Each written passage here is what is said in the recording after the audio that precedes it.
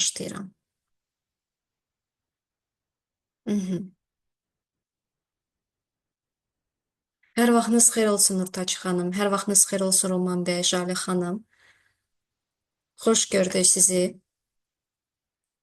Bugün çox maraqlı diskussiyalarımız olacaq marketinq və satışla bağlı və mən sizə sonda bir önəmli bir alət haqqında da məlumat verəcəm, hansı ki siz özünüz də öz proyektlərinizdə şəxsi brendiniz üçün və yaxud da işlədiyiniz bir brendlərlə bağlı müştəriləri və eyni zamanda satışları artırmaq üçün siz ondan istifadə edə bilərsiniz. Yeni qoşulanları mən salamlayıram və yenidən təkrar olaraq mən bu sualı sizə vermək istəyirəm, əziz və dəyərli dostlar. Hal-hazırda sizin əlinizdə müştərilərlə bağlı, kontaktlarla bağlı hər hansı bir vahid bir sistem varmı? Yəni siz həmin o lidləri, o kontaktları, müştərilərlə bağlı datanı vahid bir yerdə saxlayırsınızmı? Əgər saxlamırsınızsa bu okeydir. Biz bunun üzərində ən azı artıq indi işləyəcəyik. Necə siz bunu edə bilərsiniz? Okey. Yavaş-yavaş mən artıq başlayım. Çünki bizim bugünkü çox önəmli bir mövzumuz trendlərlə bağlı. Xüsusən datanı biz necə düzgün idarə edə bilərik ki, bu satışlarımız artsın, düzgün şəkildə biz mesajlar ötürək və eyni zamanda 2026-cı ildə spesifik olaraq Azərbaycan üçün bizi hansı trendlər gözləyir? Bununla bağlı mən məlumatlar da verəcəm. Qeyd etmək istəyirəm ki, bugün bizim ikinci webinarımızda 3 günlük bir təlim proqramı çərçivəsində Yeni il yeni mən adlanan, hansı ki birinci webinarımız yeni versiyamıza keçidlə bağlı psixoloji bariyerlərlə bağlı olub və bugün biz marketinq və satış haqqında danışacağıq. Və bu mövzular elə belə seçilməyib, çünki onlar bir-birinə həddindən artıq çox bir-birinə bağlı olan mövzulardır və məhz buna görə biz mütləq bunun da üzərində keyfiyyətli diskussiyalar etməyə, fərqli perspektivdən baxmağa da mütləq biz özümüz üçün bunu məqsəd qoymalıyıq. Mən özümü qısa olaraq təqdim edim. Sahibkarım 8 ildir. Birinci webinarda daha ətraflı özümlə bağlı, layihələrimizlə bağlı məlumat vermişdim. Amma qısa olaraq mən təqdim etsəm, qeyd edərəm ki, artıq 8 illik sahibkarlıq təcrübəsi var. Nə qədər marketinqlə bağlı, satışlarla bağlı biz özümüz də böhranlar yaşamışıq, nə qədər maliyyə itkisi də yaşamışıq. Çox fərqli üsullar biz sınamışıq. Həddindən artıq çox investisiyalar edilir fərqli kanallarda, satışlar eləməyə, kommunikasiyanı etməyə və bunları hamısını bir yerdə test edəndən sonra, Azərbaycanın mədəni kodları ilə tanış olandan sonra və onlarla daha dərin işləyəndən sonra biz bir vahid, bir sistem çıxartdıq özümüz üçün və bugün də mən həmin alət haqqında da sizinlə də bölüşəcəm. Ümumiyyətlə 2026-cı ildə bizi, ümumiyyətlə Azərbaycan olaraq, ölkə olaraq bizi hansı trendlər gözləyir, hansı ki mən artıq onları bu ilin dekabr ayından mən artıq başladım onları müşahidə etməyə. Bəzi trendlər var ki, hər il daha da güclənir. Onları mən sizinlə bölüşəcəm. Amma bəzi spesifik trendlər var ki, hansı ki biz artıq sırf bu il onları izləməyə başladıq və bununla da bağlı mən sizinlə də bu məlumatları da böyük məmnuniyyətlə də bölüşəcəm. Demək, bugün bizim əsas məzmunumuz nə olacaq? Əsas məzmunumuz olacaq. Bir dəqiqə. Hər vaxtınız xeyir olsun Ülkər xanım. Yeni başlamışım bir neçə müştəri ilə işləməyə, amma data saxlama ehtiyac olduğunu hiss edirəm. Tamam, biz bu haqda mütləq sizinlə müzakirə edəcəyik. Mütləq. Təşəkkür edirəm bölüşdüyünüz üçün. Bugün bizim məzmunumuz nə olacaq? Autentik marketinq, hansı ki hər il, hər ay, hər il daha çox bu trend olacaq. Autentik, yəni özümüzə məxsus, fərqlənməkdən qorxmayan və keçən webinarda da qeyd etdiyim kimi öz işığımızın parlaqlığından qorxmayan bir marketinq üsuludur. Hansı ki bizi çox unikal edir, hansı ki bizi bazarda fərqləndirir və bu fərqliliyin sayəsində biz sırf bizə xüsusi spesifik olanı olaraq hədəf auditoriyada çıxırıq. İkincisi, bu bir məna olaraq süni zəkadır. Süni zəka ilə bağlı çox ciddi irəliləyişlər mövcuddur. Çox fərqli alətlərdən istifadə olunur və artıq bu o qədər bizim həyatımıza yeridilib ki, bir çox ölkələrin qanunvericilikləri artıq indidən buna çərçivələr qoymaq istəyir. Məsələn, Çinin artıq qanunvericiliyində çox ciddi artıq qadağalar qoyulub ki, süni zəkanın hansı məqamlarından biz istifadə edə bilərik kontent yaratmaqda. Məsələn, artıq onlarda qadağa qoyulub ki, məşhur şəxslərin süni intellekt vasitəsilə yaradılan fotoların, reklamlarda onların icazəsi olmadan istifadə etmək qadağandır. Əgər istifadə olunacaqsa, məsələn, bu artıq çox ciddi bir fəsadlar gətirə bilər. Bu sadəcə misallardan biridir və orada həqiqətən də artıq yavaş-yavaş bunu tənzimləməyə qanunvericilik baxımından etməyə çalışırlar. Çünki süni zəka həqiqətən də bir çox sərhədləri, etik sərhədləri aşmağa başladı. Və WhatsApp marketinq. Nəyə görə WhatsApp marketinq? Çünki Azərbaycanın mədəni kodlarına ən uyğun, ən güclü marketinq üsullarından biridir və bunu necə biz özümüz üçün istifadə edə bilərik ki, satışlarımızı artıraq? Bununla bağlı da mən sizlə bölüşəcəm.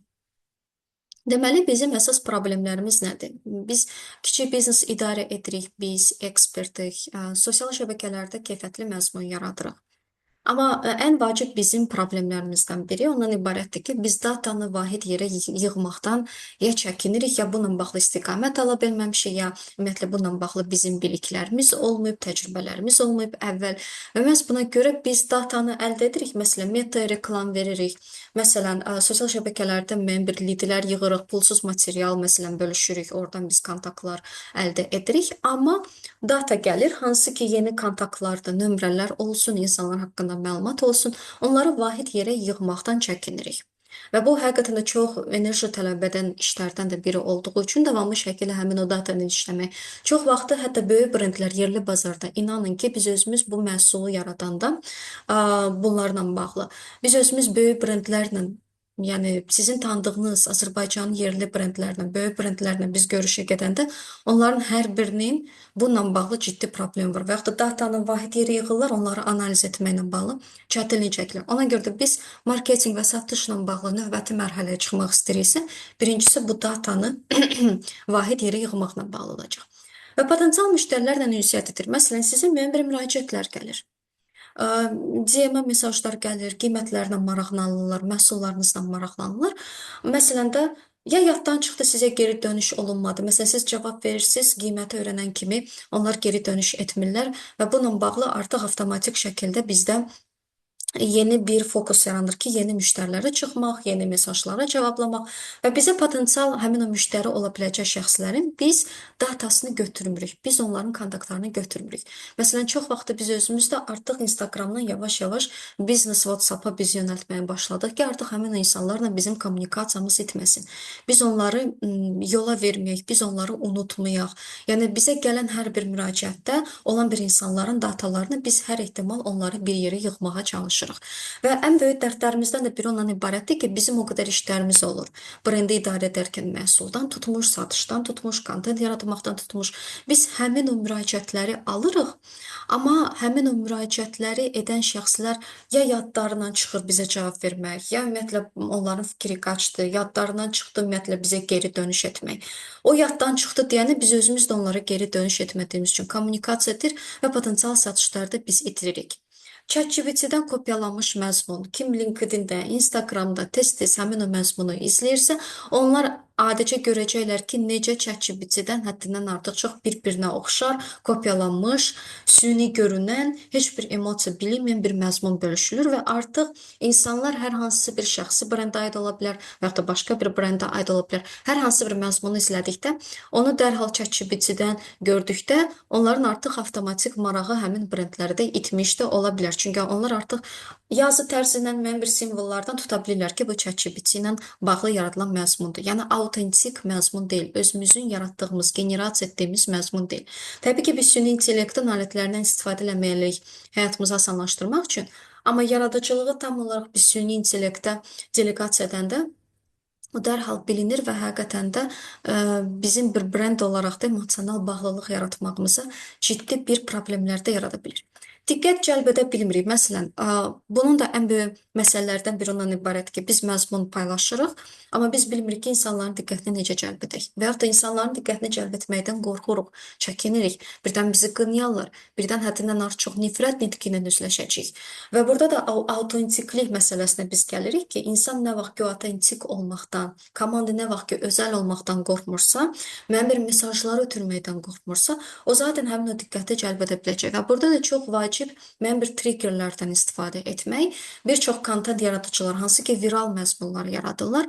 Onlar həqiqətən də həmin o tətikləyən Bu rəng psixologiyası ilə bağlı ola bilər, bu müəyyən bir qarmaq cümlələrlə bağlı ola bilər, müəyyən bir kadrların dinamikası ilə bağlı ola bilər ki, ilk 3 saniyə ərzində insanların diqqətini mən necə cəlb edə bilim ki, onlar mənim məzmunumu izləsin. Yəni mən hər hansı bir məzmunu bölüşmədən öncə mən özümə sual verirəm. İnsanlar, mənim hədəf auditoriyam, mənim potensial müştərilərim konkret mənim bu postumdan nə əldə edəcəklər? Və mən onları dərhal ilk slayddan karusel postursa və yaxud da ilk cümlələrdən məsələn də reel paylaşıramsa və yaxud da LinkedIn-də bir məzmun yaradıramsa, ilk cümlədə mən diqqəti cəlb edə bilirəm. Yəni həqiqətən də bizim üçün ən vacib olan məqam o qədər rəqabət doludur, o qədər hər gün biz informasiya məruz qalırıq, bizim diqqətimizi cəlb etmək daha da çətinləşir və məhz burada artıq bizim özümüz üçün də çox gözəl bir yoldur ki, biz bunu öyrənək və bunun üzərində də işləyək. Daha fərqli kreativ yollardan istifadə edək. Xidmət etdiyimiz cəmiyyətin mədəni kodlarını çox vaxt öyrənmirik, kəşf etmirik. Hazır Amerika, Avropa bazarlarında gördüyümüz member modeli olduğumuz kimi copy-paste edirik. Məsələn, öz məzmunumuzda və düşünürük ki, bu insanlara fayda gətirəcək. İnsanlar sadəcə ekstra bir məlumat əldə edə bilərlər, amma hər hansı bir məzmun onların real olaraq hər hansı bir problemini həll etmirsə, bir çox zamanlarda əgər biz mədəni kodları nəzərə almırıqsa və bir çox böyük brendlər hansı ki uğurlu marketinq ediblər Azərbaycan bazarında, onların ən önəmli fundamental səbəbi onunla bağlı olub ki, onlar hər biri Azərbaycana gəlməmişdən əvvəl birinci gördüyü iş Azərbaycan mədəni kodlarını öyrənmək olub. Bunu araşdırmaq olub, insanların oxuduğu nağıllar, eşitdiyi mahnılar, musiqilər, daha sonra onların tərbiyə üsulları, dərin onlara oturuşmuş bir kodlar ki, hansı ki onların reallığa baxış tərzinə təsir göstərir. Hansı böyük brendlər var ki, hansı ki çox böyük bir büdcələr qazanırlar Azərbaycan bazarında. Xüsusən bu beynəlxalq brendlərdən gedir söhbət. Onlar nəyə görə Azərbaycana gələ biliblər? Çünki onlar bizim mədəni kodları bizdən daha yaxşı öyrəniblər və o qədər bunu çox güclü şəkildə istifadə edirdilər ki, onlar həqiqətən o satışları artıra biliblər. Ona görə də yerli brendlər əgər satışları, marketinqi gücləndirmək istəyirlərsə, birinci, ən fundamental məqam mədəni kodları öyrənməkdir və bundan qaçmamaqdır. Çünki çox vaxt bizim marketinq və satışımıza nə mane olur? Qeyri-sağlam egoistik yanaşma. Qeyri-sağlam egoistik yanaşma nə deməkdir? Biz müəyyən bir elmi dərəcələr ala bilərik. Müəyyən bir ölkələrə səyahət edə bilərik. Müəyyən bir sertifikatlar, diplomlar əldə edə bilərik. Müəyyən bir biliklərə sahib ola bilərik və özümüzü bu cəmiyyətdən avtomatik şəkildə üstün hesab etməyimiz, o üstünlük kompleksin özü həqiqətən də bizə çox böyük bir bariyerlər hər zaman yaradacaq ki, biz insanların daha dərin kommunikasiya keçək. Biz onları olduğu kimi qəbul edək və olduğu kimi də biz onları qəbul etdiyimiz üçün də biz onların ehtiyaclarına adaptasiya olaq. Onların ehtiyaclarını real olaraq onların verdiyi o qərarlar hansı ki marketinq satış nədir? Marketinq satış reallığa adaptasiyadır. Reallıqla üzləşmədir. İnsan nəyə görəsə bizə görə pul ödəyirsə, demək ki, biz hər hansı bir məqamda onun ehtiyacını ödəyə bilərik. Əgər biz cəmiyyətdə çox böyük bir kütlənin, çox böyük bir insanların, biz özümüzə xas olan təbii ki, hədəf auditoriya uyğun olaraq, biz həmin o ehtiyacı ödəyə bilirsə, o deməkdir ki, biz həmin o insanların davranış dəyişiklikləri, zövq dəyişiklikləri, bu reallıqda dəyişən bir çox məqamlarda rahat adaptasiya ola bilirik. Və məhz buna görə burada bir çox zamanlarda çox və çox önəmlidir ki, biz həqiqətən də bu məqamları unutmayaq. Çünki çox vaxt ən böyük bariyer güclü marketinq və satışlar etmək üçün bizim öz egomuzdur ki, hansı ki o ego müdafiə mexanizmları işə düşür və bizi özümüz kimi, istədiyimiz kimi parlaq mesajları verməkdə bizə çətinliklər və bariyerlər yaradır. İkinci, növbəti büdcəni və digər resursları səmərəli istifadə etmirik. Məsələn, davamlı şəkildə ümumiyyətlə reklam veririk, davamlı şəkildə influencerlarla işləyirik. Məsələn, birdən-birə məsələn görürük ki, heç bir geri dönüş yoxdur. Analiz eləmirik. Nəyə görə geri dönüş olmadı? Avtomatik əgər biz influencerda o məsuliyyəti biz görəcəyiksə, amma özümüzlə bağlı bəlkə bizim kontentimizdə bəzi məqamlar oldu, zəif məqamlar oldu. Davamlı şəkildə test edirik. Məsələn, bəlkə yazı stilində, bəlkə də istifadə etdiyimiz rənglər, bəlkə səs tonu. Hər bir şeyi ən xırda detalına kimi biz sistemli baxmayanda biz büdcəni həqiqətən də bir çox məqamlara səmərəli istifadə etməkdən çəkinəcəyik. Çünki məsələn, bəzi influencerlarla nəyə görə daha yaxşı gedir reklam, bəzi influencerlarla test elədik, heç bir geri dönüş dönüş olmadı. Bəlkə mənim burada analizim zəif idi ki, mən düzgün hədəf auditoriyası olan bir influencer seçmədim. Hansı ki, onun hədəf auditoriyası mənim hədəf auditoriyasımdan çox uzaq idi. Və ya da həmin o influencerın istifadə etdiyi dəyərlər, göstərdiyi dəyərlər öz məsələn də auditoriyası ilə bağlı.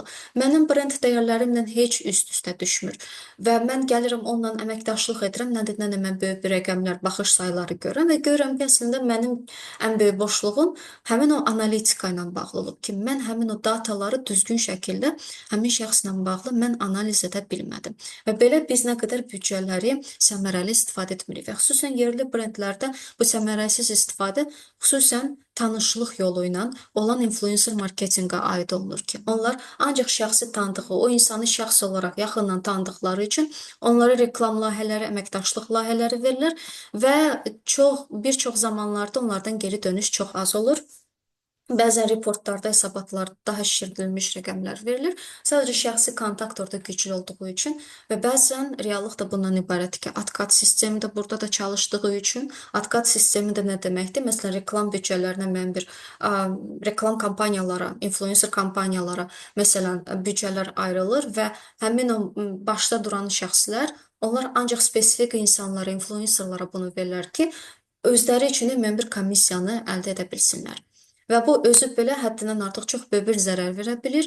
Həm influencerın auditoriyası, influencera qarşı mən bir güvəni sarsıla bilər. Həmin zamanda brend özü də öz resurslarını düzgün şəkildə istifadə etməkdən çəkinir. Və bu kommunikasiya boşluğu, ümumi sistemli baxışın olmaması həqiqətən də bizi bir çox problemlərdə səbəb ola bilər. Və yaxud da kiçik brendlər, mən bir barter əsasında hədiyyə göndərirlər influencerlara. Hələ onların böyük bir büdcələri yoxdur. Onlarla məsələn də ödənişli bir məsələn də reklam əməkdaşlıq etmək.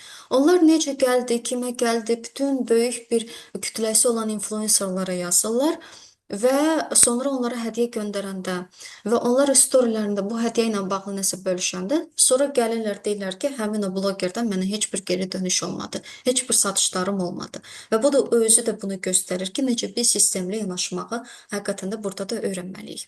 Fərzələr daha çox biz qururuq. Məsələn, hər hansı bir işə girişirik, biznesi idarə edirik və yaxud da kontent yaradırıq, düzülürsən, kontent yaradırıq və burada məsələ ondan ibarətdir ki, biz test etməkdən qorxuruq, çəkinirik. Biz daha çox fərzələr qururuq. Ay birdən mən bunu eləsəm məni qınayarlar. Ay birdən mən bunu test eləsəm mən daha çox büdcə itirərəm. Təbii ki, əvvəlcədən xüsusən məsələndə datamız yoxdursa, ilkin təcrübələr yığırıqsa, hələ təzə-təzə biz bu işə başlayırıqsa, bizim üçün çox önəmlidir ki, davamlı şəkildə test edək, heç bir gözləntilər qurmayaq və artıq fərziyə olmadan, yəni fərziyə də nə deməkdir ki, keçmiş təcrübələrimə əsasən məndə formalaşan reallıqla bağlı bir ideya var və mən düşünürəm ki, bu ideya hər şeydən üstündür və həmin o ideologiya, ideya, İnanc çərçivəsində mən marketinq və satışlarla da bağlı, təkcə həyatımın digər sahələrində deyil, satış və marketinqlə də bağlı öz davranışlarımı seçirəm.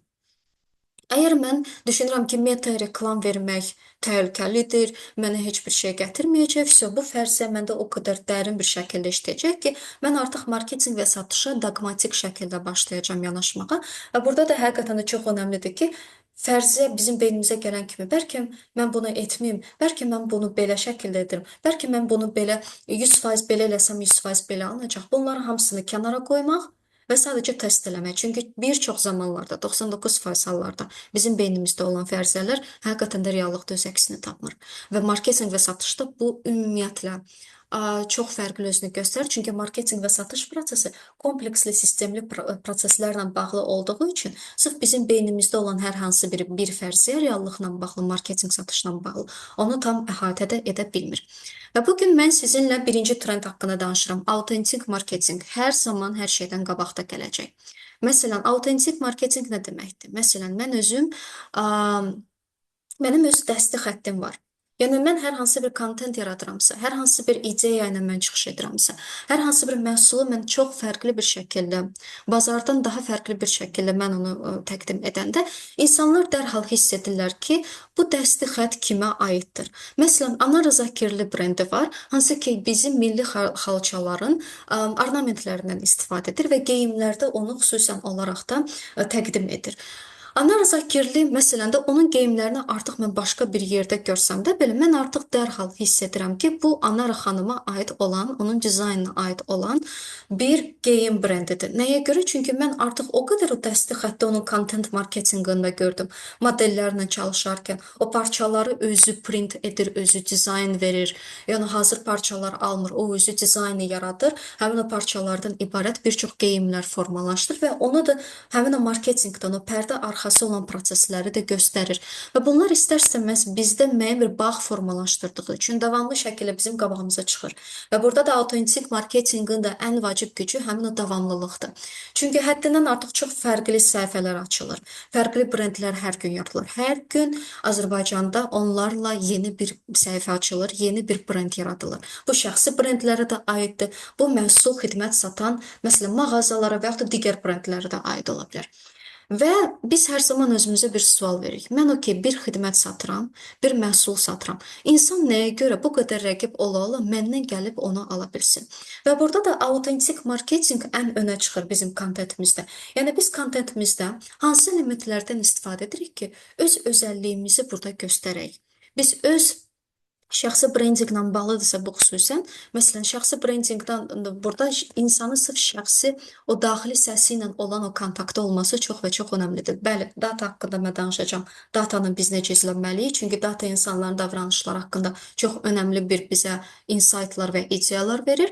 Amma əgər biz şəxsi brendinq haqqında danışırıqsa, özümüzü fərqli bir şəkildə kontentdə göstərmək haqqında danışırıqsa, bu unikal ideyalar hər zaman bizim daxili səsimizlə gələcək. İntuisiyamızdan daha güclü bir kontaktla gələcək. Çünki intuisiya ilə çox güclü bir kontaktda olan bir insan heç kimi kopyalamaq istəmir. Heç kimdən həmin o məzmunu 100% oğurlamaq istəmir.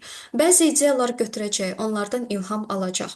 Amma onları da belə özünə məxsus, öz dəsti xəttinə, öz yanaşmaları ilə bir yerdə mix edib çox unikal bir məzmun kimi təqdim edəcək. Məsələn, mən öz misalımdan deyim, psixologiya ilə bağlı hər hansı bir məzmun görürəm. O məzmunda müəyyən bir boşluqlar görürəm, stili bəyənirəm, ümumi yanaşmanı, ideyanı bəyənirəm.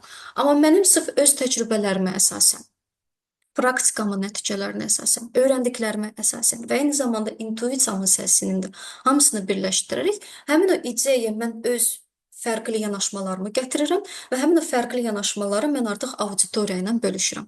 Bu, təbii ki, şəxsi brendin də əsas fundamenti bununla bağlıdır ki, mən öz unikallığımı necə bir formada öz hədəf auditoriyama göstərirəm. Mənim hədəf auditoriyam kimdir? Mən onların konkret hansı problemini həll edirəm, hansı ehtiyacını həll edirəm və mənim bu yaratdığım məzmun və xidmət və yaxud da məhsul konkret olaraq onların bu ehtiyacını necə fərqli bir şəkildə ödəyir. Və çox vaxtı bizə qeyd edirlər ki, hər zaman biz özümüzü rəqiblərlə müqayisə etməliyik. Təbii ki, rəqibləri izləmək, trendləri izləmək çox və çox önəmlidir. Amma daha çox ən güclü viral məzmun yaradan, ən güclü satışlar edən şəxslər, şəxsi brendinqdən biz danışırıqsa, o şəxslərdir ki, hansı ki onlar özünə məxsus olmaqdan çəkinmirlər. Özünə məxsus pozisiyanı, ideyaları, mimikaları, hətta cümlələri istifadə etməkdən çəkinmirlər. Onlara çoxlu, həddindən artıq çox nifrət nitqi gələ bilər. Onlara həddindən artıq çox neqativ sözlər gələ bilər. Amma buna baxmayaraq, onlar daxildə o qədər emosional konteyneri gücləndirirlər və genişləndirirlər ki, onlar bütün insanların həmin o hansı ki nifrət nitqi ilə onlara üzləşirlər. Onların yanaşmalarını perspektivləri olduğu kimi qəbul edirlər. Bəzilərini blok edə bilərlər, əgər orada çox ciddi etik pozuntuları varsa. Amma konstruktiv rəyləri açıqdırlar. Onları qəbul edirlər və nifrət nitqindən qorxmurlar. Və burada da əgər harda nifrət nitqi varsa, bilin ki, orada autentiklik var. Bilin ki, orada bir insanın cəsarəti var ki, o özü olmaqdan çəkinmir. Çünki bizə sosial media eyni zamanda nəyə öyrədir? Ki, biz bir-birimizdən kopyalamalıyıq, biz bir-birimizə çox oxşar olmalıyıq ki, daha təhlükəsiz bir mühitdə olaq. Çünki o qədər, məsələn də, elə bir məqamlar ola bilər ki, insanlar dərhal gözləyirlər ki, onlara kimsə hücum edəcək, onlara kimsə neqativ rəylər yazacaq. Və burada da həqiqətən də insanın özü ilə kontaktda olması, öz prinsiplarını tanıması və onlar həqiqətən də uyğunlaşırsa və bunu həqiqətən də öz marketinqdə istifadə edirsə, bu hər zaman trenddə olacaq. Və ən trenddə olan və trendə də yaradan, həmin autentik marketinqi yaradan şəxslər olur. Ki, insanlar o qədər emosional bağ hiss edirlər ki, bunu öz səhifələrində təkrar etmək istəyirlər. Bu sırf autentik marketinqin özünə məxsus, fərqlənməkdən qorxmayan, cəsarətli, güclü fərd olmaqdan qorxmayan şəxslərin, bu təkcə Azərbaycana aid deyil, bu bütün dünyada elədir ki, bir trend nəyə görə yaranır? Çünki bir insanın ağlına bir ideya gəlir, onu sınayır, heç kimi düşünmür ki, birdən necə olacaq, birdən belə olacaq və təsəvvür ki, həmin o şəxs nə qədər ona tərəddüdlər gələ bilərdi, ego müdafiə mexanizmları gələ bilərdi, o sonra geri çəkilib deyə bilərdi ki, yox, mən bunu sınamayım bəlkə. Və o bəlkə də ideya heç vaxt trend də ola bilməzdi. Və bu gün mən bu haqqda da danışacağam. Necə süni intellektdə bir insan bundan istifadə elədi və bu haqqında bütün dünyada trendə çevrildi. Məhsul məzmununda istifadəçilərin emosiyaları. Artıq influencer marketinqdən daha çox brendlər yavaş-yavaş keçid edir real müştərilərin, istifadəçilərin yaratdığı bir məzmunu bölüşməklə. Onlarla ya barter əsasında ya mənim bir əməkdaşlıq çərçivəsində mənim bir postlar paylaşılır ki, hansı ki onlar öz səmimi rəylərini, real rəylərini, pluslar nədir, minuslar nədir, bununla bağlı onlar bunu bölüşürlər. Və bu nəyə görə daha çox trenddə girməyə başladı? Çünki influencer marketinq o qədər illüziyalarla dolu mesajlar ötürürdü ki, məhsullarla bağlı, xidmətlərlə bağlı və auditoriyada həmin o brendlərə qarşı istər-istəməz güvənsizlik formalaşıb və bu güvəni də bərpa etmək üçün də və gücləndirmək üçün və yeni də xüsusən bazara gələn brendlər, onlar istifadəçilərin emosiyaları, hansı ki, mən tort hazırlayıram məsələn və həmin o tort hazırlayarkən müştəri özünü necə hiss edir? Məsələn, həmin o məclisin içərisində, ailənin yanında, həmin o tortu kəsir, hansı emosiyaları ifadə edir, hansı sözlərdən istifadə edir. Yəni, bütün bunlar hamısı bir hekayə, çox vacib bir hekayənin bir parçası olaraq həmin o məhsul məzmununda istifadə olunur və daha çox o trenddə səbəb olur. Və eyni zamanda mən sizə çox önəmli bir məqama toxunacağam. Branding 21-ci əsrdə nəyə görə güclü bir alətə çevrilib? Siz fikir versəniz, brandingin psixologiyası din psixologiyasının çox üst-üstə düşür.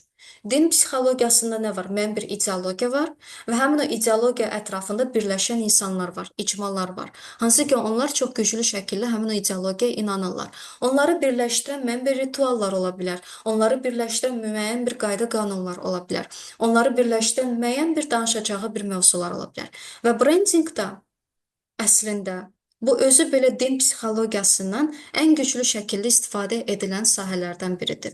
İnsanlar əgər nəyəsə emosional bir bağ formalaşırsa, çünki din psixologiyasında bu emosional bağ çox güclüdür və branding psixologiyasında da bu çox güclüdür. Hər gün yaratdığımız bir content, yaratdığımız icmalar, bu icmalar ola bilər canlı tədbirlər, bu icmalar ola bilər məsələn WhatsApp qruplar, Telegram kanallar, bu icmalar ola bilər LinkedIn qruplar, bu icmalar adicə hər hansı bir postun altında yazılan insanların rəyləri ola bilər. Yəni vahid bir ideya var və həmin o vahid ideya ətrafında insanlar birləşirlər. Və bu ideya nə qədər bizim hədəf auditoriyamızın dəyərləri ilə üst-üstə düşürsə, o qədər həmin o hədəf auditoriya bizə daha çox emosional bağlı olur və emosional bağ da gücləndikcə onların da müştəriyə çevrilmə ehtimalı daha çox güclənir. Çünki bir insan izləyici müştəriyə çevrilmək üçün müəyyən bir etaplardan keçməlidir. Bəzi izləyicilər çox sürətli şəkildə qərar verir və dərhal sizin məhsul və xidmətinizdən əldə etmək istəyir. Bəzi izləyicilər üçün bu həftələr, aylar və hətta illər tələb oluna bilər ki, sizin brendinizi izləsin və izlədikcə artıq şüuraltı şəkildə o özü üçün artıq intuitiv başlayır yavaş-yavaş qərar verməyə ki, mən bu brendə güvənirəmmi, bu brend mənim istəklərimi reallaşdıra bilərmi və artıq ona əsasən mən yavaş-yavaş başlaya bilərəm həmin o brendə məhsullarından, xidmətlərindən yararlanmaq və biz bunu mütləq özümüz üçün də nəzərə almalıyıq. Və nəyə görə? Artıq icma yaratmaq daha çox bu trend güclənəcək və Azərbaycan brendləri hansı ki bu icmanı yarada biləcək, öz müştəriləri ilə bir yerdə, öz müştərilərdən ibarət müəyyən bir qapalı kanallar yaradırlarsa, onlar çox xüsusi faydalı məzmun yaradırlarsa, onlar çox xüsusi hər hansı bir digər özəlliklər təqdim edirlərsə, müştərilər özünü böyük bir ideyanın, böyük bir şeyin bir parçası kimi hiss edir və bu hər zaman bizdə xoşbəxtlik hormonlarının artmasına səbəb olur. Biz özümüzü böyük bir sistemin parçası kimi hiss etmək istəyirik və istənilən bir brend hansı ki özünə uyğun olan o müştəriləri, o hissləri ötürə bilirsə, o müştərilər daha çox loyal olurlar və həmin o müştərilər bu brendin autentik marketinqinin sayəsində və icma psixologiyasının sayəsində onlar o loyallığı da artırmış da olurlar. Və bayaq da qeyd etdiyim kimi, autentik marketinq bir çox brendlər, hansı ki, bu dünyada da belədir, Azərbaycanda da belədir, cringe görünməkdən qorxmurlarsa. Məsələn, bir dənə mövzunu bizim perspektivimizə tam zid bir şəkildə təqdim edirlər. Bu yumor ola bilər, bu bəzən sarkazm ola bilər, bu bəzən digər məsələn də emosiyalar ola bilər ki, hansı ki onun əsas məqsədi insanlarda emosiya yaratmaqdır.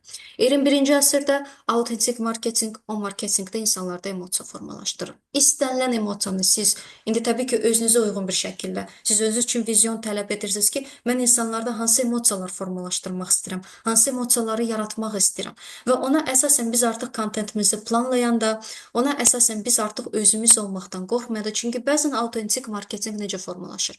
Biz kontent planlar yaza bilərik, biz mentorlarla çalışa bilərik, biz member kurslara gedə bilərik. Amma hal-hazırda sizin daxili səsiniz sizə bir önəmli bir istiqamət və ideya verə bilər ki, məsələn də gəl bu videonu çək. Birdən-birə sizin beyninizdə bir mənzərə formalaşır. Bir konkret ideya formalaşır və sizdə çox xoş bir həyəcan formalaşır ki, mən bu kontenti çəkim və siz onu dərhal çəkəndən sonra və paylaşandan sonra çox maraqlı nüans ondan ibarətdir ki, mənim özümdə də bu dəfələrlə olub. Bu intuitiv marketinqin, hansı ki bu hər zaman autentik marketinqdir, özümüzə məxsus marketinqdir. Hər zaman mən nə vaxt istifadə etmişəm, o hər zaman daha çox mənə nəticələr gətirib. Hər zaman nə vaxt o daxili səsimin verdiyi o istiqamət, o ideya birdən-birə ya yürüşə çıxanda, ya yatmamışdan əvvəl birdən-birə həyəcanlı bir səs mənim beynimə deyir ki, mütləq bu mövzuda video çək. Və mən həmin o mövzuda video çəkirəm. Və növbəti günün hər hansı bir saatında mən onu planlayıram, paylaşıram və birdən-birə görürəm ki, həm satışlar artır müəyyən bir xidmətlə bağlı, həm eyni zamanda yeni bir izləyicilər də gəlir mənim səhifəmə. Və bu özü onun göstəricisidir ki, bəzən həmin o cringe görünməklə də bağlı sizə ideyalar da gələ bilər. Əgər siz daxilən yüksək bir həyəcan hiss edirsinizsə, o ingilislərin belə bir sözü var. I'm so excited. Yəni bu xoş bir həyəcandır. Böyük bir şey gözləntisi ilə bağlı olan bir həyəcandır. Və əgər siz bir kontent yaradırsınızsa, o həyəcanı hiss edirsinizsə, sizin beyninizə gələn o ideya ilə bağlı, bəzən bu cringe görünsə də belə, bilin ki, o sizə cringe görünürsə və siz düşünürsünüz ki, bunun potensial bir neqativ bir fəsadları ola bilər, bilin ki, bu daha çox ego müdafiə mexanizmlarla bağlıdır. Və bir çox insan hansı ki, bu ego müdafiə mexanizmlarına çəkinməyib, cringe görünməkdən qorxmayıblar, inanın ki, həmin o brendlər ən çox satışlar ediblər, ən çox baxışlar ediblər və bizneslarını da böyütməyə onlar davam ediblər. Təbii ki, mən burada heç kimə deyə bilmərəm ki, hər kəs cringe görünməlidir. Hər kəs, məsələn də, belə bir qaydalar üzərində marketinqini qurmalıdır. Hər kəs özü ilə, o daxili səsi ilə uzlaşaraq, harmoniyada olaraq özünə vacib suallar verərək, özü ilə üzləşərək bu kontenti yarada bilər. Mən sadəcə bir ideyalar deyirəm ki, hansı ki biz öz marketinqimizdə, Dilbil layihəmizdə, Codstar layihəmizdə, bir çox bizim şirniyyat biznes proyektimizdə və bir çox mənim özümün bir coaching və psixologiya ilə bağlı xidmətlər və proqramlar satışında və kontent yaradıcılığında istifadə etdiyim, bütün bu yekun sistemli şəkildə istifadə etdiyimiz alətlər baxımından olan bir nəticələri mən sizinlə bunu bölüşürəm. Çünki biz bunu davamlı şəkildə testlər etmişik, nə qədər biz büdcələr itirmişik və biz həqiqətən də tam yenidən əmin olduq ki, autentik marketinq hər zaman hər şeydən qabaqda gələcək. İkinci trend süni zəka versus insan. Süni zəka ilə bağlı o qədər çox fake, çox süni simalarla, məsələn, süni kuklalara bənzəyən simalarla o qədər kliplər çəkilib, o qədər məzmunlar yaradılıb, o qədər ChatGPT ilə generasiya olunmuş məzmun formalaşıb ki, artıq insanlar daha çox marağı göstərirlər səhvlərlə dolu, qüsurlarla dolu, insanın olduğu kimi o perfeksionizm olmayan bir məzmuna və siz hər zaman nə vaxt ki, bu perfeksionizmdən kənar bir məzmun siz formalaşdıracaqsınızsa, hansı ki, bu autentik marketinqin bir hissəsidir. Sizdə hər zaman daha çox reaksiya olur. Çünki insanların artıq çox böyük bir marağı var və siz də hər zaman bunu da bir güclü bir alət kimi də siz bunu çox rahat şəkildə də tətbiq edə bilərsiniz. İndi mən sizə bir trend haqqında danışmaq istəyirəm. Hansı ki, birinci şəkildə gördüyünüz bu trend Snegurichka trendi ilə bağlıdır. Burada iki məqam özünü göstərdi. Bu video viral oldu və bu video özü, bu case bizə göstərir ki, necə musiqi sahəsi artıq yavaş-yavaş dəyişməyə başlayır. Necə gənc istedadçılar və musiqiçilər böyük bir sponsorlara ehtiyac olmadan, hətta güclü prodüserlara da ehtiyac olmadan süni zəkanın bu imkanlarından yararlanaraq çox limitli bir büdcələrlə də belə onlar çox keyfiyyətli bir məzmun formalaşdıra bilərlər, musiqi yarada bilərlər. Düzdür, təbii ki, təbii yaradılan bəstəkarların musiqilərinə heç nə çatmaz. O tam ayrı bir şeydir. Çünki insanın daxili intuisiyasının, o kreativliyinin bir məhsuludur. Amma həmin o təbii kreativlik belə süni intellektin bu gücü ilə birləşəndə biz öz məhsullarımızı, öz xidmətimizi daha sürətli şəkildə dünyaya viral çıxarda bilirik. Necə ki, bunu Sneguriçka elədi. Siz məsələn Sneguriçka yazsanız Instagramda bəlkə sizin qabağınıza çıxıb. Ən çox məşhur olan dekabr ayında bir hit oldu. Xanım özü süni intellektlə bağlı, klip yaradılmasına bağlı, özü də fotoqrafdır. Bir sadəcə eksperiment elədi. Mahnı yaratdı, özü müğənni deyil. Mahnı yaratdı süni intellekt vasitəsilə Sneguriçka mahnısı ilə bağlı, hansı ki, Ну Погоди filmindən götürülmüşdü. Hansı ki, kim o filmə baxıblarsa, multfilmə baxıblarsa, o musiqini bilirlərsə, onlar bilirlər mən nədən danışıram. Və onu çox fərqli bir aranjman yaratdı süni intellekt vasitəsilə və çox təbii, simalara yaxın olan bir vizuallar formalaşdırdı. Sneguriçkanın bir simasını formalaşdırdı. Hansı ki, bu Slaven mədəniyyətinin mədəni kodlarını birbaşa sima olaraq ifadə edən bir alətdir. Və onu çox fərqli bir şəkildə dinamik kadrlardan istifadə edərək bir eksperiment apardı. Eksperiment apardı, 16 milyon baxış topladı. Və bu artıq bizə çox önəmli bir mesaj verir. Və bu xanım özü kliplər sadəcə özü üçün yaradır. O sadəcə hal-hazırda şagird yetişdirir, özü kliplər başqaları üçün yaratmır. Bunu birinci demişdir. Amma sonra ona Sberbankdan, Rusiyanın ən güclü banklardan biri də, yəni brend olaraq ona müraciət edib ki, süni intellektlə bağlı qış nağılını mənə ifadə edən bir klip hazırla. Həmin o Sneguriçka siması ilə, hansı ki, çox məşhur olub. Həm Rusiyada, həm MDB məkanında, həm də digər ölkələrdə. Və Sberbank ilk bank oldu ki, hansı ki, bu klipi yeni il nağılı stilində süni intellekt vasitəsilə həqiqətən də çox realistik bir üsulla, çox gözəl bir əlavə bir musiqi notlarla onlar bu reklam inteqrasiyasını etdilər. Və həmin o xanım özü yaratmasa da belə, o özü üçün artıq komanda formalaşdırıb, öz şagirdlərindən ibarət və həmin o şagirdləri artıq brendlər üçün belə kliplər yaradırlar. Ona görə də sizin üçün əlavə bir ideya. Əgər siz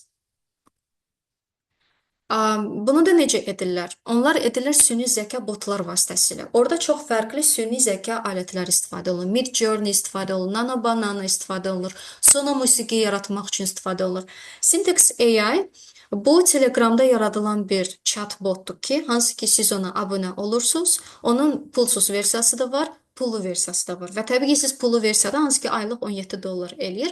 Siz elə bir neçə həmin o fərqli, güclü süni intellekt vasitələri, alətləri bir bu botdadır və siz sadəcə düzgün prompt yaradaraq həmin o botlar vasitəsilə sadəcə öz telefonunuzda bir dənə bu Telegram bot vasitəsilə bu klipləri yarada bilirsiniz. Yəni sizin ehtiyacınız yoxdur ayrıca Midjourney-də işləmək. Sizin ehtiyacınız yoxdur ayrıca Nano Banana-da işləmək. Hər biri bu Syntax AI-da öz əksini tapdığı üçün əgər siz bu klipləri öz brendinizdə istifadə edə biləcəksinizsə, gözəl musiqilərlə onu inteqrasiya edə biləcəksinizsə, hansı ki, bu sizə o qədər də çox güclü bir büdcəyə gəlməyəcək. Hətta Sono özü belə bunu pulsuz bir çox süni intellekt alətləri siz Google-da yazsanız, AI Song Generator, sizə bir çox saytlar çıxacaq və siz hətta pulsuz versiyalarından da istifadə edib özünüzə məxsus, brendinizə məxsus müəyyən bir musiqilər yarada bilərsiniz. Amma orada bir şərt olur ki, siz pulsuz versiyadan istifadə edirsinizsə, mütləq orada müəllif hüququ olaraq həmin o saytın adını qeyd eləməlisiniz.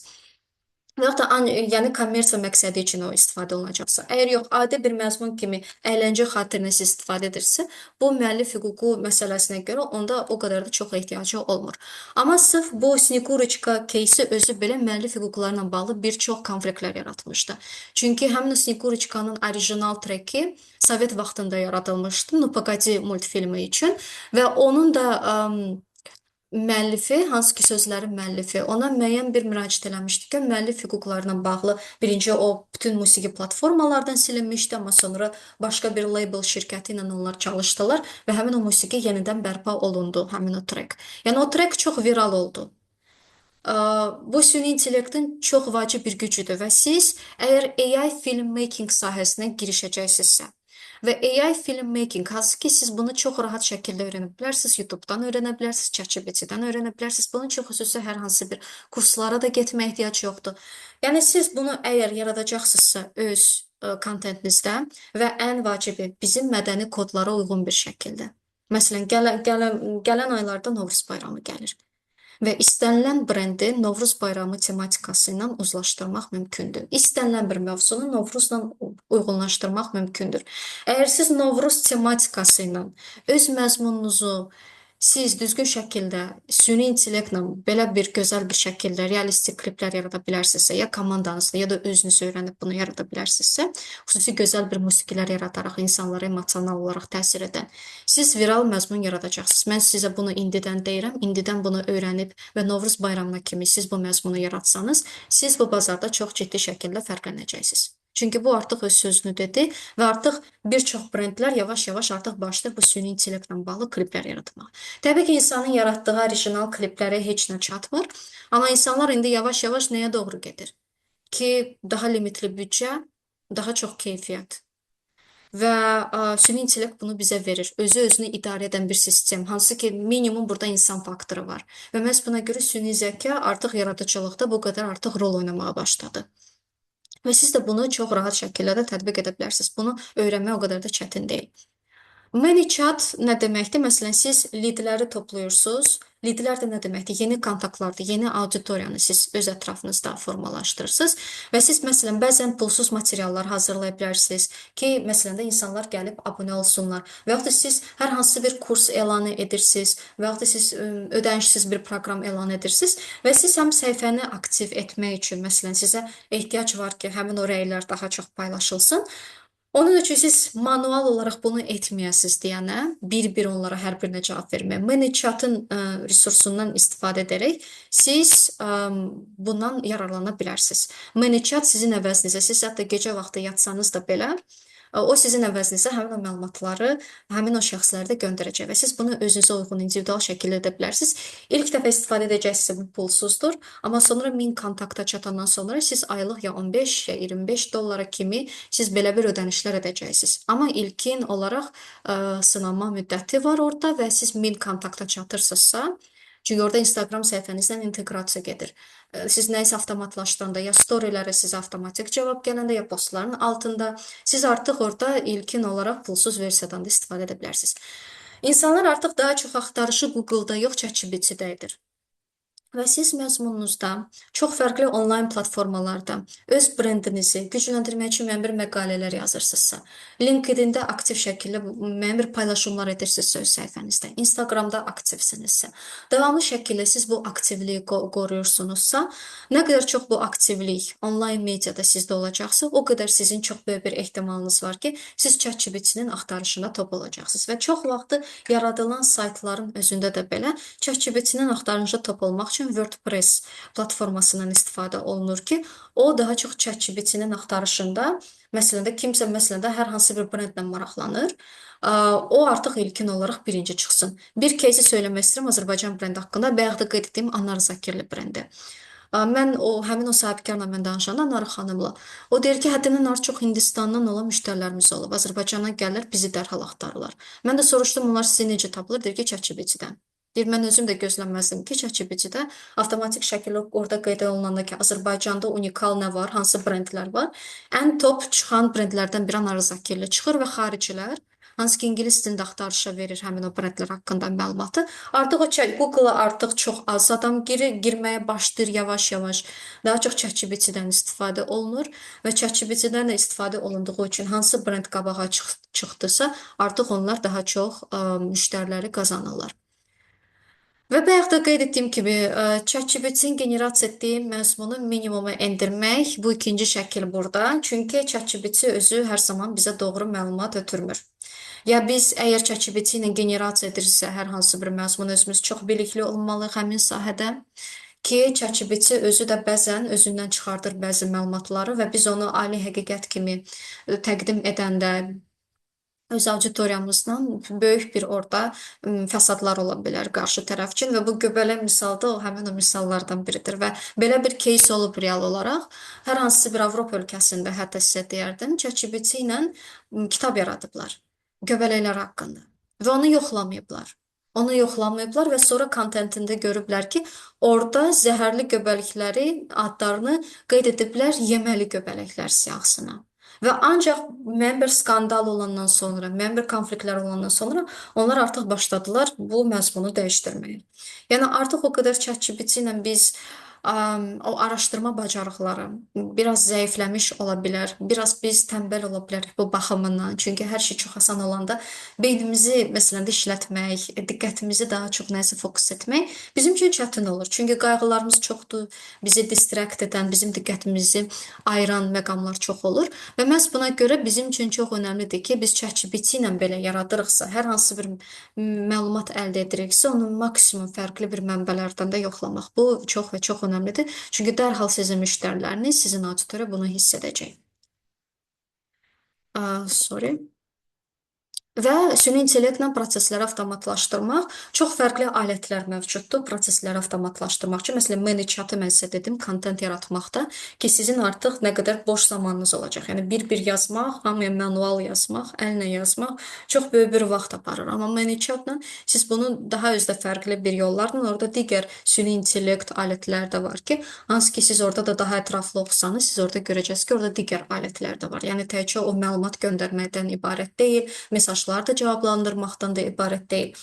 Və süni intellektlə də bir çox prosesləri avtomatlaşdırmaq mümkündür, amma avtomatlaşdırmaya getmədən öncə çox və çox önəmlidir ki, sizdə stabil satışlar olsun. Sizin stabil müəyyən bir kapitalınız olsun. Çünki satışlar və biznes model o qədər də çox stabil olmayanda proseslərin avtomatlaşması sizi daha da çətinləşdirə bilər, sizin diqqətinizi dağıda bilər və məhz buna görə çox və çox önəmlidir ki, birincisi sizin stabil satışlarınız olsun və daha sonra sizin vaxtınız çoxlu əməliyyatlara getməsin deyənə süni intellektlə artıq proseslərdə avtomatlaşdırasınız ki, sizin artıq əsas bir brend idarəçisi olaraq, kontent yaradan olaraq sizin əsas fokusunuz əməliyyat olmasın, sizin əsas fokusunuz strategiya olsun. Uzun müddətli düşüncə tərzi və yaradıcılıq olsun. Hansı ki, yaradıcılığı avtomatlaşdırmaq hələ ki mümkünsüzdür. Üçüncü trend influencer marketinqlə bağlı. Mikro və nano influencerlardan əməkdaşlıq daha çox güclənəcək. Niyə? Çünki onlara güvən daha yüksəkdir. Onlar uzun müddət o qədər çalışıblar keyfiyyətli məzmun yaratmaq. Baxmayaraq ki, onların müəyyən bir limitli sayda izləyiciləri var, amma onların izləyiciləri onlara daha çox loyaldır. Çünki onlar hər gün bir şey reklam etmirlər. Onlar qeyri-səmimi rəylər istifadə etmirlər və çox vaxtı onlar öz istifadə etdiyi məsələn markalar olsa da belə istifadəçi kimi, yəni əməkdaşlıq olmadan istifadəçi kimi öz dürüst rəylərini də bölüşdükləri üçün və eyni zamanda bunu nəyə görə edirdilər ki, daha sürətli şəkildə onlar böyüyə bilsinlər. Bundan onlar yararlanıblar deyənə bir çox indi influencer marketinq agentlikləri mikro və nano influencerlardan daha çox əməkdaşlıq etməyə başlayırlar. Affiliate marketinqin marağın azalması nə ilə bağlıdır? O influencerlar artıq trenddədir ki, nə baxımdan, kontent baxımından, reaksiyalar baxımından, hansı ki onlar hər gün Trendyol və Temu linklərini paylaşmırlar.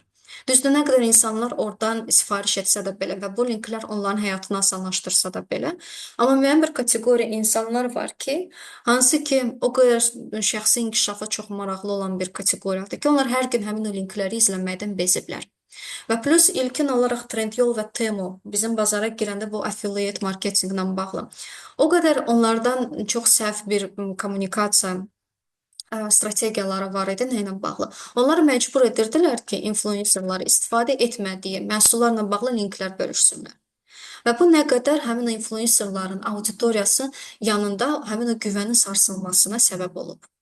Həqiqətən də həmin koordinatorlar tərəfindən daha çox komissiya ödəmək üçün influencerlara və influencerlar həmin o komissiyanın qarşılığında o qeyri-dürüst yanaşmanı da göstərirdilər. Və bir çox mən rəyləri də oxuyanda, analiz edəndə davamlı şəkildə bu affiliate marketinqlə bağlı. Bir çox izləyicilər də qeyd ediblər ki, mən bu linki, bu məhsulu, bu influencerın ə, storiesində gördüm, amma mən qəsdən özüm gedib eyni linkdən olan o eyni məhsul mən gedib özüm axtarış verəcəm ki, mənim alışımdan həmin o influencera heç bir komissiya getməsin.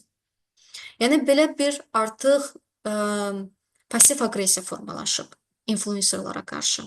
Sırf bu affiliate marketinqin sayəsində və hər gün link və artıq insanlara dəyər qazandıracaq məzmun da azaldıqca digər məsələlərlə bağlı. Artıq insanlar anlayıblar ki, digər influencerların məzmuna diqqət yetirmək çox və çox önəmlidir. Yavaş-yavaş artıq trend buna doğru gedir. Təbii ki, o trend yol hələ də qazanacaq, Temu qazanacaq, insanlar hər zaman buna maraq göstərəcək. Amma o qədər bu linklərin sayəsində keyfiyyətsiz məhsullar əldə edən müştərilər oldu. O qədər neqativ təcrübələr oldu və eyni zamanda eyni məzmun, eyni linklər və artıq izləyici də özü də görür ki, o sadəcə bir alətdir, qazanmaq üçün alətdir, insan deyil və məhz buna görə artıq yavaş-yavaş buna doğru trend də gedir ki, mən artıq affiliate marketinqi güclü olan influencera çox və çox izləyirəm. Məsələn, Aya Prima var, Aygül Əliyeva. O nə edir? O çünki çox yaxşı bilir ki, insanlar artıq linklərə girmək istəmir.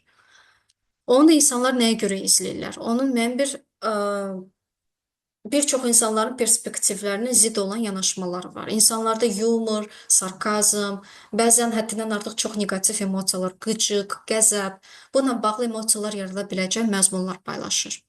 Bəzən skandallar olur, bəzən konfliktlər olur və çox yaxşı bir ki, insanları bu maraqlandırır və o nə vaxt linklər paylaşır, statistika düşür. O nə edir? Həmin o emosional o konfliktdən bağlı olan o storylərdə paylaşır, əsas video olaraq və yuxarıda linki orada qeyd edir. Yəni ancaq həmin o storydə o linki qeyd etmir. O çox yaxşı başa düşür ki, insanlar ora girməyəcək. Amma insanlar onun storylərini çox maraqla izlədiyi üçün o linka daha çox maraq ola bilər. Yəni insanlar artıq bu da insan davranışı ilə bağlı olan bir data analitikadır. Hansı ki Aygül Əliyeva bunu çox yaxşı bacarır və onun da yaratdığı bu kontent elə belə bədahətən yaradılan bir kontent deyil. Bunu mən sizə bir mənalı olaraq deyə bilərəm. Yerli brendlərin büdcələrinin azalması bu nə deməkdir? Əgər sizin müəyyən bir izləyici kütləniz varsa səhifənizdə, Instagramda, LinkedIn-də, əvvəl əgər həmin o gəlir mənbələri daha çox əməkdaşlıqlarla bağlı idisə, əvvəllər məsələn reklamlara daha çox pullar xərclənirdisə və həqiqətən də influencerlar çox yaxşı əməkdaşlıqlar edərək çox güclü gəlir imkanları qazanırdılarsa, son illər sırf yerli brendlərdə, xarici brendlərdən getmir söhbət. Sırf yerli brendlərin büdcələrinin azalması müşahidə olunur. Və məhz buna görə burada influencerlar üçün də əlavə bir imkandır ki, bu onlar üçün həm böhrandır, çünki onların ancaq gəliri bununla bağlı olub. Amma eyni zamanda çox gözəl bir imkandır ki, onlar öz məhsulunu və xidmətini yaratsınlar, öz brendini yaratsınlar, hansı ki bir çox influencerlar sırf o reklamlardan asılı olmasınlar deyənə, onlar öz auditoriyanın gücündən istifadə edərək şəxsi brendinin güclərini.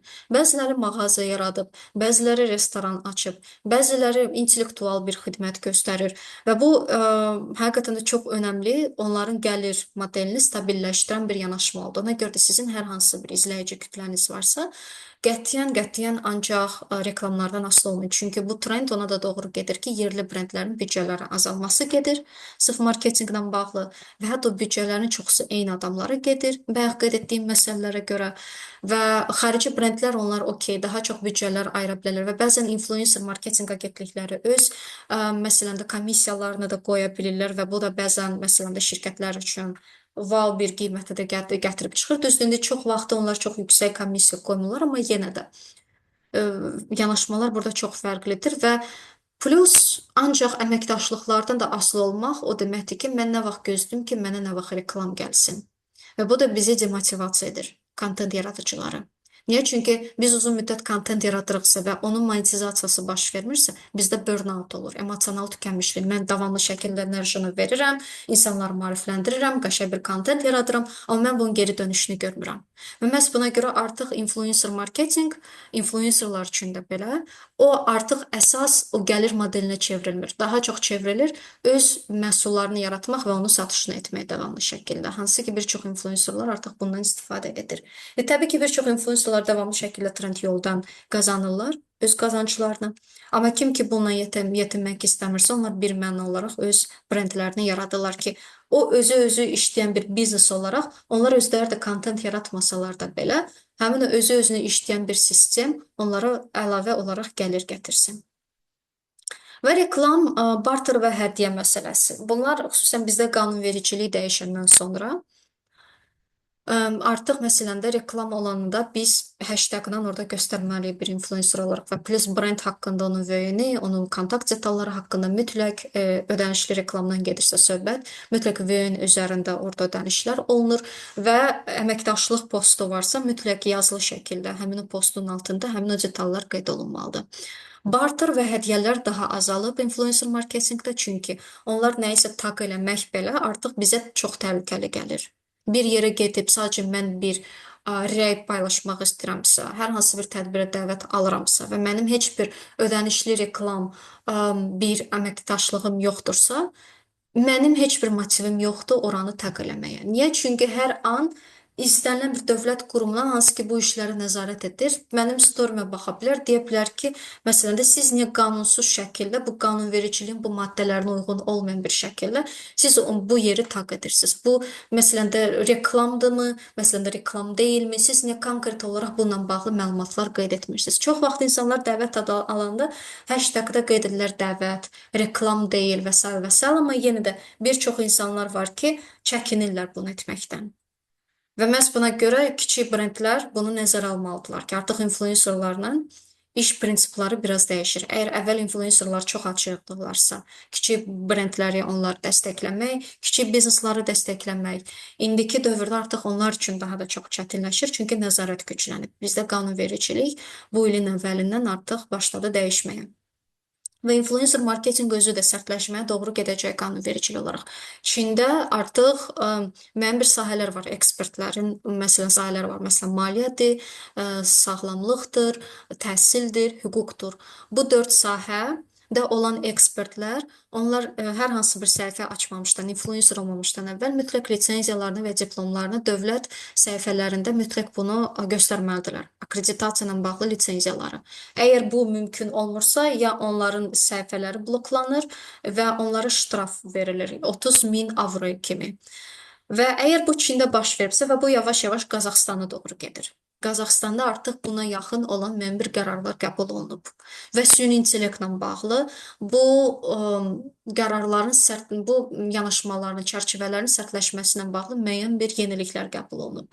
Əgər artıq Qazaxstana gəlirsə, bu yavaş-yavaş digər ətraf olan ölkələrdə gələcək. Çünki Azərbaycan heç vaxt qanunvericilikdə yenilikləri özü eləmir. O ya Türkiyəyə baxır, ya Rusiyaya baxır. Və bizim də bu influencer marketinqlə bağlı olan bu yeniliklər əsasən Rusiya və Türkiyədən görülən bir çox məsələdə yanaşmalardan istifadə olunur. Və əgər artıq Qazaxstana gəlibsə, yavaş-yavaş artıq digər MDB ölkələrinə də, bizə qonşu olan ölkələrə də bu gələcək və bunları da nəzərə almaq çox və çox önəmlidir. LinkedIn content marketing çox trenddə olacaq. Nəyə görə? Çünki baxmayaraq ki, LinkedIn-də mən hər gün ora girəndə İnsanların da davranışlarını analiz edəndə mən görürəm ki, insanlar bezirlər. Nədən bezirlər? Demək olar ki, TikTok və Instagram kontenti artıq LinkedIn-ə də gəlir. Və onlar artıq çox məyusluq hissi ilə qeyd edirlər ki, LinkedIn-i artıq çeviriblər Instagrama və TikToka. Biz artıq bura girmək istəmirik və s. və s. Amma buna baxmayaraq yenə də girirlər. Buna baxmayaraq yenə də onlar özləri üçün müəyyən bir kontent yaradırlar. Nəyə görə LinkedIn-ə maraq daha çoxalır? Çünki LinkedIn hələ ki alqoritmi TikTokdan da, Instagramdan da daha güclüdür. Nə baxımdan? Yəni siz orada daha sürətli şəkildə daha çox insan qabağına çıxmaq şansını qazanırsınız. Hansı ki əvvəl Facebookda, Metada və Instagramda bu xüsusiyyət var idi ki, kim nəyi like edirdisə, komment edirdisə, o digər insanların qabağına çıxırdı və like olunan, komment olunan həmin o məzmun avtomatik şəkildə, orqanik şəkildə, daha sürətli şəkildə daha çox insan qabağına çıxırdı. Amma indi bu LinkedIn-də qalıb. Düzdür, onu Negativ tərəfləri də ondan ibarətdir ki, əgər bizim şəxsən özümüzə dəyər qatmayan bir məzmuna mənim ətrafımdan kimsə like edirsə, komment yazırsa, mən niyə bunu izləməliyəm? Niyə bu mənim qabağıma çıxmalıdır? Və məndə əlavə bir qəzəb, stres, negativ emosiyalar formalaşır. Amma bunun da ən gözəl üstünlüyü də ondan ibarətdir ki, siz real olaraq faydalı, gözəl paylaşımlar edirsinizsə, dəyər yaradan bir paylaşım edirsinizsə, ən sürətli böyümə yolu sizdə LinkedIn olacaq. Siz məsələn də 30 gün ərzində özünüzə bir challenge etsəniz, marafon qoysanız ki, mən hər gün insanlara real, praktiki dəyər qatacaq bir məzmun formalaşdırıram. Hansı ki, onlar onları həyatında tətbiq edə biləcəklər. Hər gün siz həmin o məzmunu paylaşsanız, siz inanın ki, daha sürətli şəkildə böyüyəcəksiniz, nəinki Instagramda və yaxud da TikTokda. Təbii ki, məndə də elə şeylər olur ki, mən eyni məzmunu, məsələn, YouTube-da da paylaşıram, LinkedIn-də də paylaşıram, Instagram-da paylaşıram. Elə mənim paylaşımım olub ki, eynidir. Eyni paylaşımdır. LinkedIn-də daha çox böyüyüb, daha çox statistika əldə edib, rəqəmlər baxımından daha çox məsələn reaksiyalar əldə edib, amma Instagramda az. Amma eyni paylaşım, hansı ki, hər iki platformada bölüşmüşəm. Instagramda daha çox baxış toplayıb, daha çox reaksiya toplayıb və LinkedIn-də daha az. Ona görə də siz əgər hər hansı bir platformada müəyyən bir paylaşımlar edirsinizsə və siz hesab edirsiniz ki, bu sizin auditoriyanızı real bir dəyər qazandırır, LinkedIn-də də onları bölüşün. LinkedIn-də bölüşsəniz, davamlı şəkildə siz onun nəticələrini görəcəksiniz. Və mən Dünyanı İşıqlandır kitabın satışlarının 80%-ni LinkedIn üzərində etdim. Məni nə qədər tanımayan şəxslər mənim bir postumla, hansı ki mən kitab məzmunu ilə bağlı faydalı karusel postları hazırlayırdım. Sadəcə LinkedIn-də kiminsə reaksiyasını mənim postumu görüb, həmin o kitabın çapında iştirak edən şəxslərdən biri olub. Və məhz buna görə mən LinkedIn content marketinqin gücünü özüm anlayan bir şəxs olaraq, bir çox satışları da həmin platformada edən bir şəxs olaraq, mən sizə tam əminliklə qeyd edə bilərəm ki, siz eyni enerjini və resursunuzu LinkedIn-ə də verə bilsəniz, davamlılıq baxımından siz hansı ki, orada da postlarınızı planlaya bilərsiniz əvvəlcədən. İnanın ki, siz onun geri dönüşünü əldə edə biləcəksiniz. Və mən nə qədər elə insanlar da tanıram ki, LinkedIn-də davamlı faydalı paylaşımlar edirlər və həqiqətən də güclü satışlar da edirlər. Yəni LinkedIn bazarı da boşdur. Nə baxımdan? Real, praktiki dəyər, fayda qatan paylaşım edən şəxslər çox azdır. Azərbaycan hələ də, məsələn də bu sahədə, content marketinqdə hələ də bizim gedəcəyimiz yol var. Hələ də bizim bazarımız boşdur. Baxmayaraq ki, hər kəs rəqabətdən danışır, hər gün yeni səhifələr çıxır. Amma bizim ən böyük gücümüz ondan ibarət olacaq ki, davamlılıq. Çox adam davamlı ola bilmir. Amma siz davamlı şəkildə heç bir statistikaya baxmırıq, rəqəmlərə baxmırıq, davamlı şəkildə öz ideyanıza inanıb, kontentinizin keyfiyyətinə inanıb, davamlı şəkildə siz onu edirsinizsə, bilin ki, siz onun nəticəsini görəcəksiniz. Mən bunu şəxsi təcrübələrim əsasında deyirəm və bizim Codstar və Dilbillə bağlı olan satışların da çoxusu sırf LinkedIn-də paylaşılan məzmunumuzla bağlı olub. Çünki biz orada autentik bir məzmun formalaşdırdıq. Azərbaycana biz ilk fundamental proqramlaşma təhsili gətirdik. Və sırf Azərbaycanda olan boşluqlar haqqında biz məlumatlar verirdik. Konkret pozisiyamızı, fikirlərimizi səsləndirirdik. Və həmin o fikirlər çox vaxtı nifrət nitqi ilə üzləşirdi. Niyə? Çünki insanlar bu reallıqla üzləşmək istəmirdi. Və biz də həmin o pozisiyanı, həmin o ideyaları, yeniliklərlə bağlı, biz sistemli yanaşmanı gətirəndə bu təhsillə bağlı. Artıq əvvəl bizə nifrət edən kütlə bizim müştərilərimizə çevrildi. Çünki onlar real nəticə və keyfiyyət gördülər. Və məhz buna görə bayaq da qeyd etdiyim kimi, autentik marketinq özümüz olmaqdan, özümüzün doğru hesab etdiyimiz və öz həyatımızda real nəticə gördüyümüz ideyaları səsləndirməkdən çəkinməmək. Çünki bizə hər zaman nifrət edən insanlar da olacaq, bizi nifrət çıxartmaq insanlar da olacaq. LinkedIn-də bu xüsusən çox güclüdür. Amma buna baxmayaraq, o qədər mənim emosional konteynerim güclü olsun ki, mən buna fikir verməyim. Deməli, mən sonuncu və ən vacib satışlarınızı artıracaq bir alət haqqında danışacağam. WhatsApp marketinq. Ümumiyyətlə, bir çox hallarda nəyə görə bizim satışlarımız zəifdir? Çünki biz düşünürük ki, müştəri özü yazar. Məsələn, bir dəfə maraqlanıb, qiyməti öyrənib, nə vaxt onun yadına düşərsə, o onda özü yazar düşüncəsi.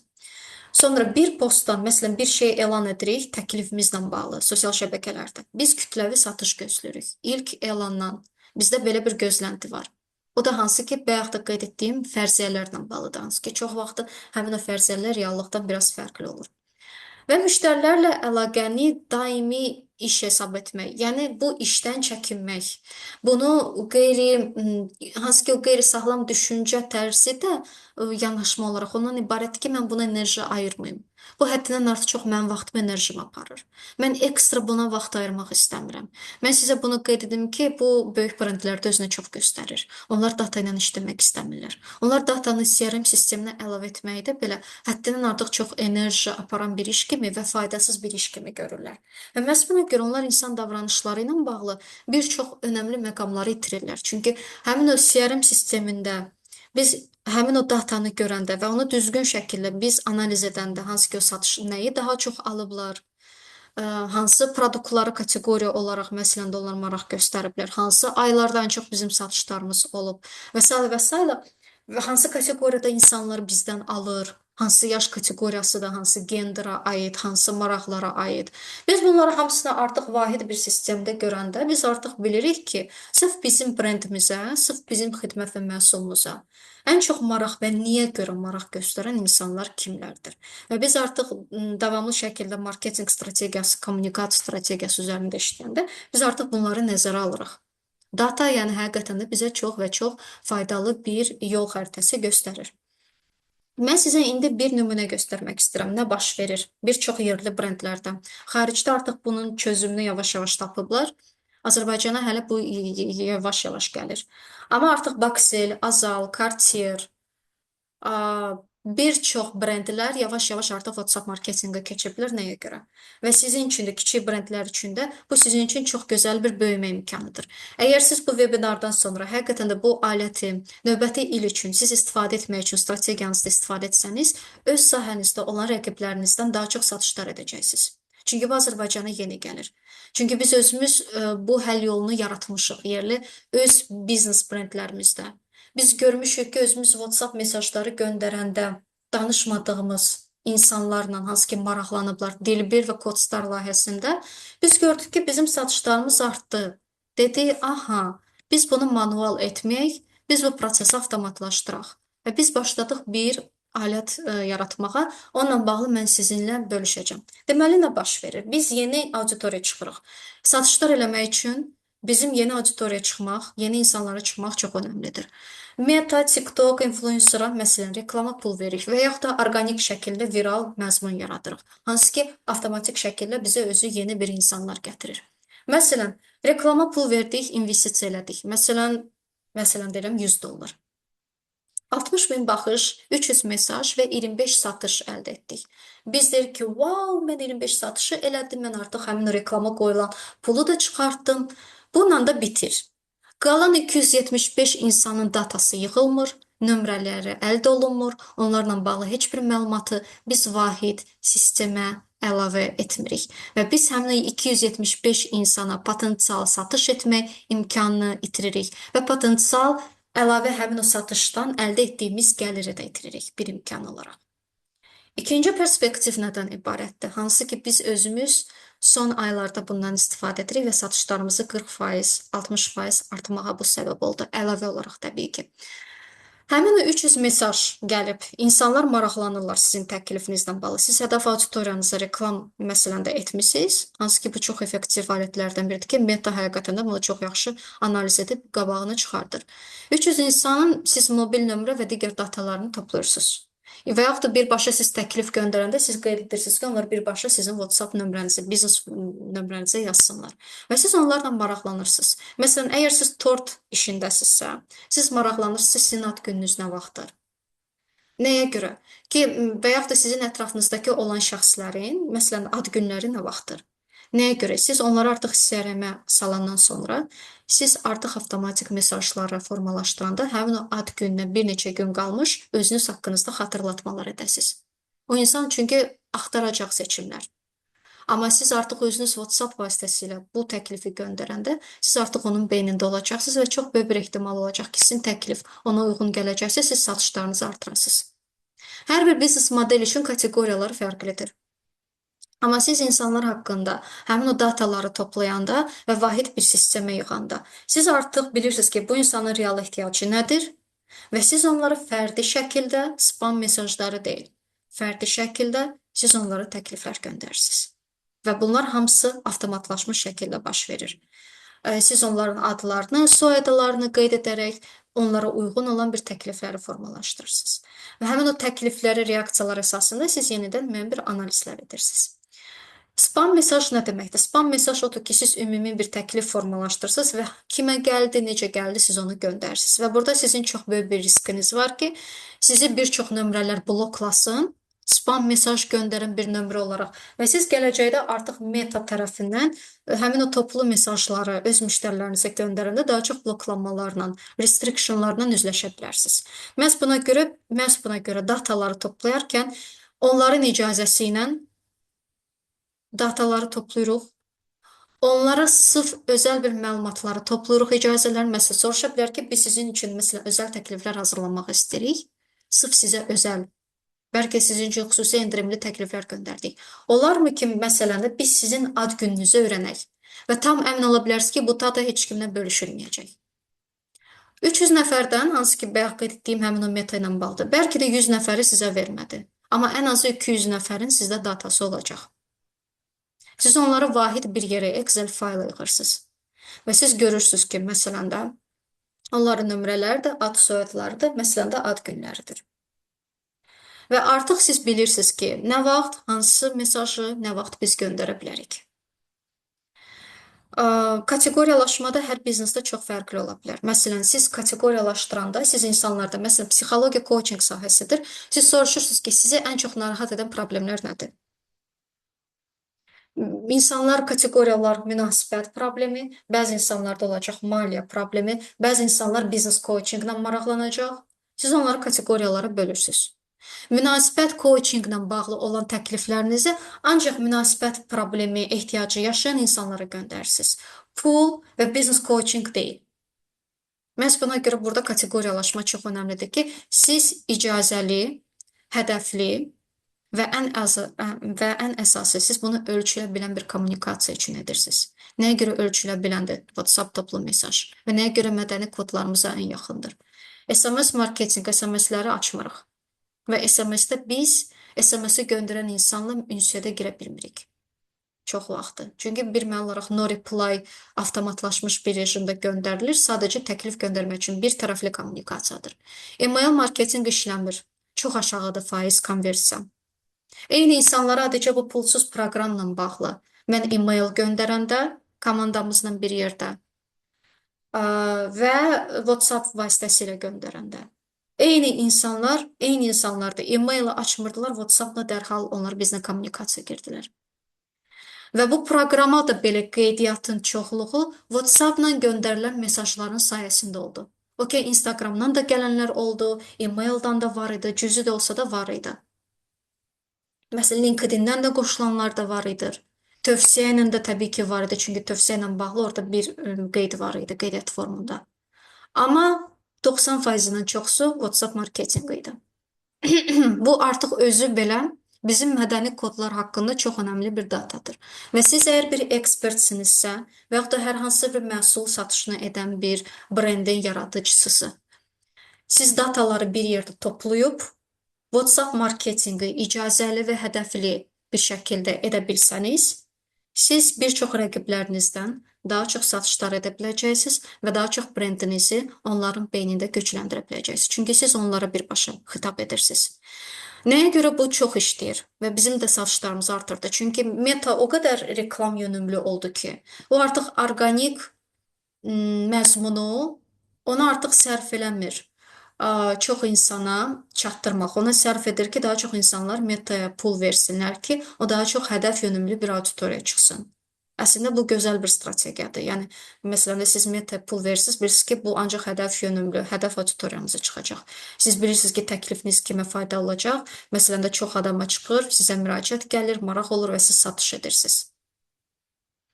Amma burada bir məsələ var ki, bu da qumar kimi bir şeydir. Nə baxımdan? Çünki siz bunu proqnoz edə bilmirsiniz. Siz bilmirsiniz ki, mən 100 dollar qoysam, mənə nə qədər satış olacaq. Amma ən azı siz WhatsApp marketinqdən istifadə edib, siz daha çox özünüzü qarantiya edə bilirsiniz ki, ən azı mən bu dataları icazəli bir şəkildə edirəm və insanlarla davamlı şəkildə kommunikasiya edirəm. Və davamlı da kommunikasiya satışın ən vacib fundamental alətidir. İlk dəfədən, ilk sizi gördükdən, ilk baxışdan, sizin səhifənizə, kontentinizdən və yaxud da ilk WhatsApp mesajınızdan çox az faiz ilk satışlarınız olacaq. Çox az və bu normaldır. İnsanlar çox vaxtı nəyisə almaqla bağlı çox qərarsız olurlar. Onlar ancaq nə vaxt qərarlılıq göstərirlər. O vaxt ki 100% onlar bilirlər kimdən nəyi alırlar və nə üçün. Bu daha məsələn də dar bir nişadır. Amma bir çox vaxtlarda bununla bağlı onlarda güvən formalaşmalıdır. O güvən də uzun müddət ərzində formalaşır. Və siz davamlı şəkildə onlara dəyər qatacaq təkliflər göndərirsinizsə, WhatsApp-la bağlı ki, məsələn də mən öz misalımdan deyim. Eva klub satışı ilə bağlı mən sizə bunu açıq şəkildə bölüşürəm. Çox az faiz ilk WhatsApp mesajlarından aldı abunəliyi. Amma davamlı şəkildə biz ödənişsiz layihələr edirdik. Onların həyatına dəyər qatacaq bir layihələr edirdik. Ödənişsiz webinarlar olsun, proqramlar olsun, mənbə fayllar olsun. Davamlı şəkildə bunu edirdik. Yəni mən ancaq satış yönümlü komandamızla bir yerdə. Biz o mesajları göndərmirdik. Bizim özümüzə maraqlı deyil ancaq satmaq. Bizim özümüzə maraqlıdır ki, bu insanların ümumiyyətlə maraqları nədir? Mənim özümə hər zaman maraqlıdır ki, məni izləyən insanlar nəyə görə izləyirlər? Onların davranışlarını kənardan müşahidə etmək, qınamaq üçün yox, özümü onlardan üstün hesab etmək üçün yox, sadəcə müşahidə etmək. Və həmin o webinarları da həyata keçirdərkən onlar o qədər bu webinarların faydasını, dəyərini görüblər ki, artıq növbəti dəfə, ikinci dəfə, üçüncü dəfə Eva klubla bağlı təkliflər göndəriləndə onlar həmin o abunəliyi alırdı. Və bir çox satışlar sırf həmin o dönəmdən sonra oldu. İkinci, üçüncü, dördüncü təkliflərdən sonra. Amma əgər bir insan 100% deyirsə ki, mən 100% almaq istəmirəm, onda bir məna olaraq biz həmin insanlara həmin o təklifi göndərmirik. Çünki bu adam ən azı dedi ki, mən istəmirəm. Amma bizim кейsimizdə daha çox nə olurdu? Həm Codstarda da bu vardı, həm Dilbildə də vardı. İnsanlar cavab vermirdi. İnsanlar ignor edirdi. Və biz bunların heç birini şəxsi qəbul etmirik. Çünki biz bilirik ki, ən doğru insanlar zaten gəlib bizdən nəyisə əldə edəcək. Ən doğru insanlar zaten bizim proqramlarımıza qoşulacaq. Və bu normaldır. Siz nə qədər çox insana çatırsınız, ancaq onun müəyyən bir faizi, məsələn, sizdən o məhsulu əldə edəcək. Ona görə də sizin üçün çox önəmlidir ki, siz daha çox insana çatasınız. Və bayaq da qeyd etdiyim kimi, siz artıq burada onun özəlliyi nədən ibarətdir? Biz özümüz həmin o proqramı yaratdıq manual etməmək üçün və biz başladıq Azərbaycanda yerli şirkətlərə onu təklif etməyə.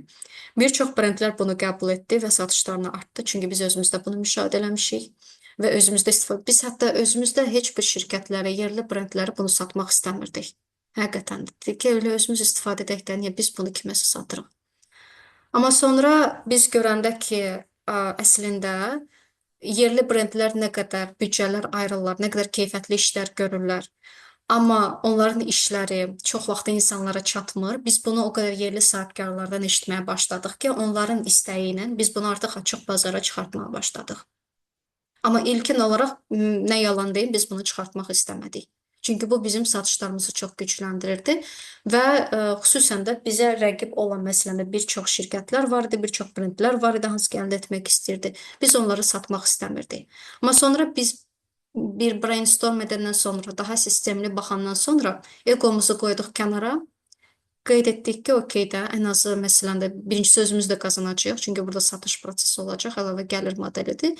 İkincisi isə o brendlər daha çox gücləndikcə, daha çox gəlir qazandıqca, onların da müştəriləri razı olacaq və həmin o müştərilər də razı olduqda onlar öz ətrafına da yaxşı təsir göstərəcəklər istər-istəməz.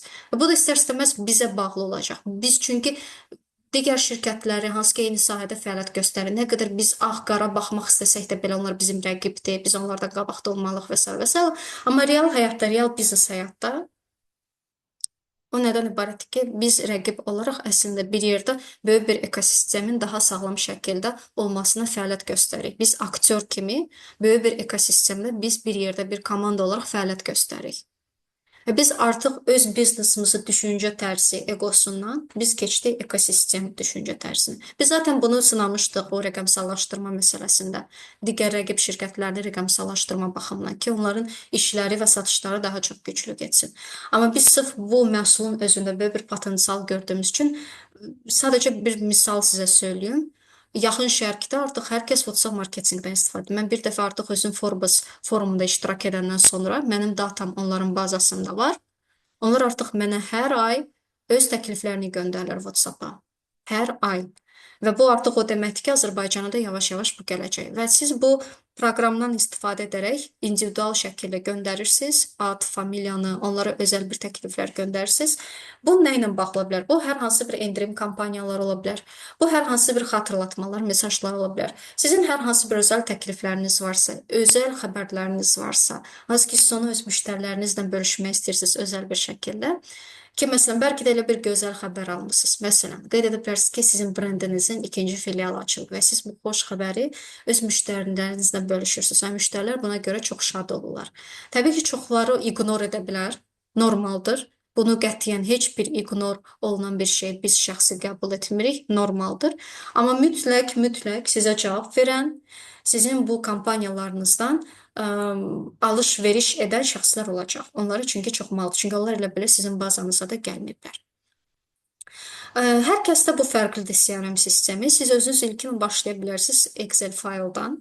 Excel fayldan da siz çox rahat şəkildə WhatsApp toplu mesajları edə biləcək avtomatlaşmış şəkildə siz proqramla idarə edə bilərsiniz. Onun xüsusi instruksiyaları da var və əgər sizə maraqlı olarsa, biz komandamızdan bir yerdə sizə dəstək olacaq bu məqamlarda. Artıq bəzi şirkətlərin daha təkmilləşmiş onlayn sistemləri olduğu üçün CRM onlar artıq müştərilər haqqında onların bazaları var və həmin o bazalarda onlar bölə bilirlər. İsti, orta, soyuq lidlər. Ki o lidlər məsələn isti nə deməkdir? Artıq bir neçə dəfə mənim məhsullarımı əldə edib. Orta nədir? Bir dəfə əldə edib. Məsələn də hələ də keçid dövründədir. Soyuqsa heç vaxt ümumiyyətlə əldə etməyib. Heç bir mənim ondan ünsiyyətim olub. İlk dəfədir ki, məndən tanışlığı var. Və siz artıq müəyyən bir kateqoriyalara bölürsünüz. İnsanların davranışlarını artıq siz CRM-lə başlayırsınız analiz etməyə və həmin o kateqoriyalara uyğun olaraq avtomatlaşmış mesaj kampaniyaları özünüz üçün yaradırsınız. Bəzi şirkətlər artıq burada əlavə süni intellekt alətlərini də işə salırlar ki, bu sistem artıq özünü idarə edə bilsin, amma siz özünüz də bundan əlavə alətlər də olmadan ancaq həmin o proqram vasitəsilə də göndərə bilərsiniz. Və ən əsası, bunun əsas gözəlliyi nədir? Siz mövcud müştərilərlə kommunikasiyanı saxlayırsınız. Onlara özəl təkliflər göndərirsiniz. Bəlkə də özəl ödənişsiz bir şeylər təklif edəcəksiniz. Bəlkə də özəl fayllar göndərəcəksiniz. Bəlkə də adicə ad günü təbrikləri. İnanın ki, siz adicə öz mövcud müştərilərinizin ad günü təbriklərini etsəniz, təbii coaching və psixoterapiyada bu başqadır. Coach və psixoterapevtlər üçün mən xüsusi burada bir şey demək istəyirəm. Mən əminəm ki, siz bunu bilirsiniz. Çünki etik kodeks biraz fərqli işləyir. Müştəri, məsələn də və psixoterapevt coach arasında. Əgər bir insan mənim şəxsi seansıma gəlirsə, biz ona satış yönümlü heç bir təkliflər göndərmirik.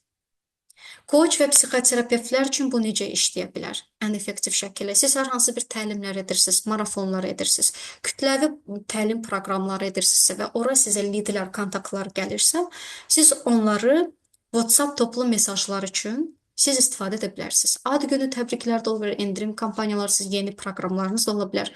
Bu əladır, superdir. Amma əgər sizin fərdi seansınıza insan gəlirsə, və məsələn də çox vaxt onlar nədən narahat olurlar? Onlar narahat olurlar ki, mən psixoterapevtin yanına gedirəm, mən coachun yanına gedirəm və artıq ondan sonra mənə satışla bağlı təkliflər gəlir və mən özümü narahat hiss edirəm. Bu həqiqətən də biraz o etik kodeksə zid olan bir yanaşma ola bilər ki, sırf fərdi seanslara gələn şəxsləri yaxşı olar ki, bu CRM-də olmasınlar. Yaxşı olar ki, sırf bu кейsdə psixoterapiya və coachingda biz bunu istifadə etməyə. Əgər onlar özləri sizin proqramlarınıza yenidən yazılacaqsa sosial media vasitəsilə, məsələn, o ödənişsiz bir vebinarlar olsun və s. və s. O da ancaq həmin ödənişsiz vebinarlarla bağlı siz məlumatı göndərirsiniz. Ad günü məsələsinə gəldikdən. Hər kəsin yanaşması fərqlidir. Psixoterapiya və coachingdə bu necədir? Düzdür, coachingdə belə bir sərt qaydalar yoxdur, amma psixoterapiyada yenə də var. Psixoterapevtlər üçün bizə təhsil keçəndə bizə qeyd etmişdilər ki, özünüz heç vaxt birinci müştərinizi ad günü ilə bağlı təbrik etmirsiniz. Çünki burada artıq neytral yanaşma itir psixoterapevt və müştəri arasında. Coachların öz fərqli yanaşmaları ola bilər. İndi hər kəs necə özünə uyğun hesab edirsə, elə bir şəkildə davrana bilər. Amma yenə də burada çox fərqli terapevtik bir yanaşma olduğu üçün və burada neytrallığı qorumaq çox önəmli olduğu üçün sırf bu кейsdə, brendinqdə bunu istifadə etmək sizə zidd olacaq. Sizə ziyan verə biləcək, sizin reputasiyanıza. Ona görə də siz ancaq CRM və toplu mesajları, məsələn, ad günü təbrik eləmək, inanın ki, siz adicə ad günləri ilə bağlı siz təbrik etsəniz, siz nə qədər, yəni güclü bir brend formalaşdıracaqsınız öz ətrafınızdakı olan həmin o insanlar arasında WhatsApp mesajları vasitəsilə. Və yaxud da xüsusi bir təklifləriniz varsa, məsələn, ad günü ilə bağlı siz artıq izləyirsiniz, onunla bağlı mesajlar görürsünüz. Ad günü ilə bağlı məsələn 30% endirim.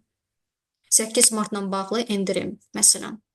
Və yaxud da ilkin hər hansı bir proqram edirsə, ön sifariş, məsələn də, sırf sizin bu müştəriləriniz üçün, məsələn də, bu təkliflə bağlı və yaxud da endirim etmək istəməsəniz, siz qeyd edə bilərsiniz ki, bu məsələdə tarixdən bu tarixə kimi və yaxud da sizin ad gününüzdə siz bu məhsulu əldə etsəniz, sizin üçün özəl olaraq bunu hədiyyə kimi sizin üçün təşkil edirik.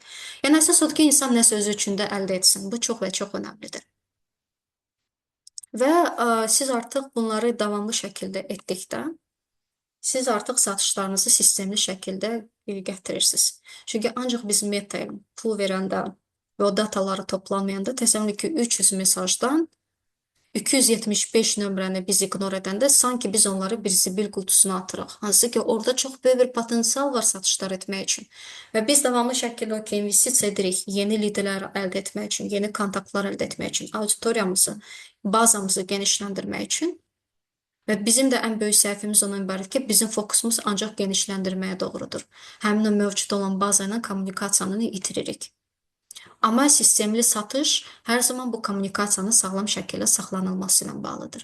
Və məhz buna görə, əgər siz bunu edirsinizsə, müştəri real dəyər ötürürsünüzsə, ancaq siz satış yönümlü düşünmürsünüzsə, ancaq satış təklifləri olsa, o artıq sizin bloklanma şansınız çox yüksək faizdə ola bilər bununla bağlı. Və eyni zamanda müəyyən bir tərtibat var. Müəyyən bir tərtibat var. Biri var WhatsApp API, hansı ki siz rəsmi olaraq metadan qeydiyyatdan keçirsiniz. Və bunu daha çox böyük brendlər edir. Kiçik bizneslər etmir və kiçik bizneslərin heç buna çox vaxt ehtiyacı olmur. Siz öz biznes nömrənizdən heç kimə əlavə pul vermədən də bu proqramdan istifadə edərək bu mesajları göndərə bilərsiniz. Amma onun xüsusi qayda təlimatları var. Siz ancaq o təlimatlara uyğun olaraq edəndə sizin WhatsApp-ın çünki rəsmi qaydaları var. Toplu mesajlar göndərməklə bağlı. O qaydalara zidd gedəndə biz 24 saatlıq restriction-a, limitə düşə bilirik. Və bu da sizin sürətinizi azalda bilər. Mesajların göndərilməsinin bax. Ona görə orada müəyyən bir təlimatlar var və biz həmin o proqramı quraşdıranda kompüterlarda önəmli bir şey demək istəyirəm. Əgər siz bu proqramı yüklürsünüzsə, bu ancaq sizin kompüterinizdə olur. Bu telefona çünki yüklənmir, bu ancaq kompüterə yüklənir. Və sizin bazanızda olan nə data varsa, onlar heç biri bizə görünmür. O ancaq sizə aid olur. Siz özünüz onu idarə edirsiniz. Yəni, siz əgər öz müştərilərinizlə artıq həmin o mesajları göndərəcəksinizsə, siz tam əmin ola bilərsiniz ki, sizin göndərdiyiniz həmin o datalar bizə heç görünmür. Çünki özümüz belə bir təhlükəsiz sistem yaratmışıq. Ki, çox rahat şəkildə ekspertlər, kiçik bizneslər sahibləri bundan istifadə edə bilsinlər. Çünki bu çox önəmli məsələdir. Dataların təhlükəsizliyini qorumaq. WhatsApp API nə deməkdir və böyük brendlər nə üçün bunu istifadə edir? Təsəvvür edin ki, siz minlərlə insana saniyələr ərzində, bir neçə dəqiqələr ərzində siz mesajlar göndərirsiniz. Amma bunun şərti nədən ibarətdir? Özdə orada, məsələn də, müəyyən bir qaloçka əldə edirsiniz, quş işarəsi əldə edirsiniz. Çünki siz rəsmi metodan qeydiyyata keçirsiniz, orada sizin vəniz qeyd olunur. Bu müəyyən bir zaman alır qeydiyyat prosesi. Və bu kiçik bizneslər üçün o qədər də çox əlverişli olmur. Niyə? Çünki siz göndərilən mesajlarına sayına görə əlavə ödəniş edirsiniz. Və bir mesaj, WhatsApp mesaj Hardasa 10 sentə yaxın bərabər, yəni ƏDV vergisi daxil 10 sentə, 10-11 sentə yaxın belə bir qiymətə çıxır.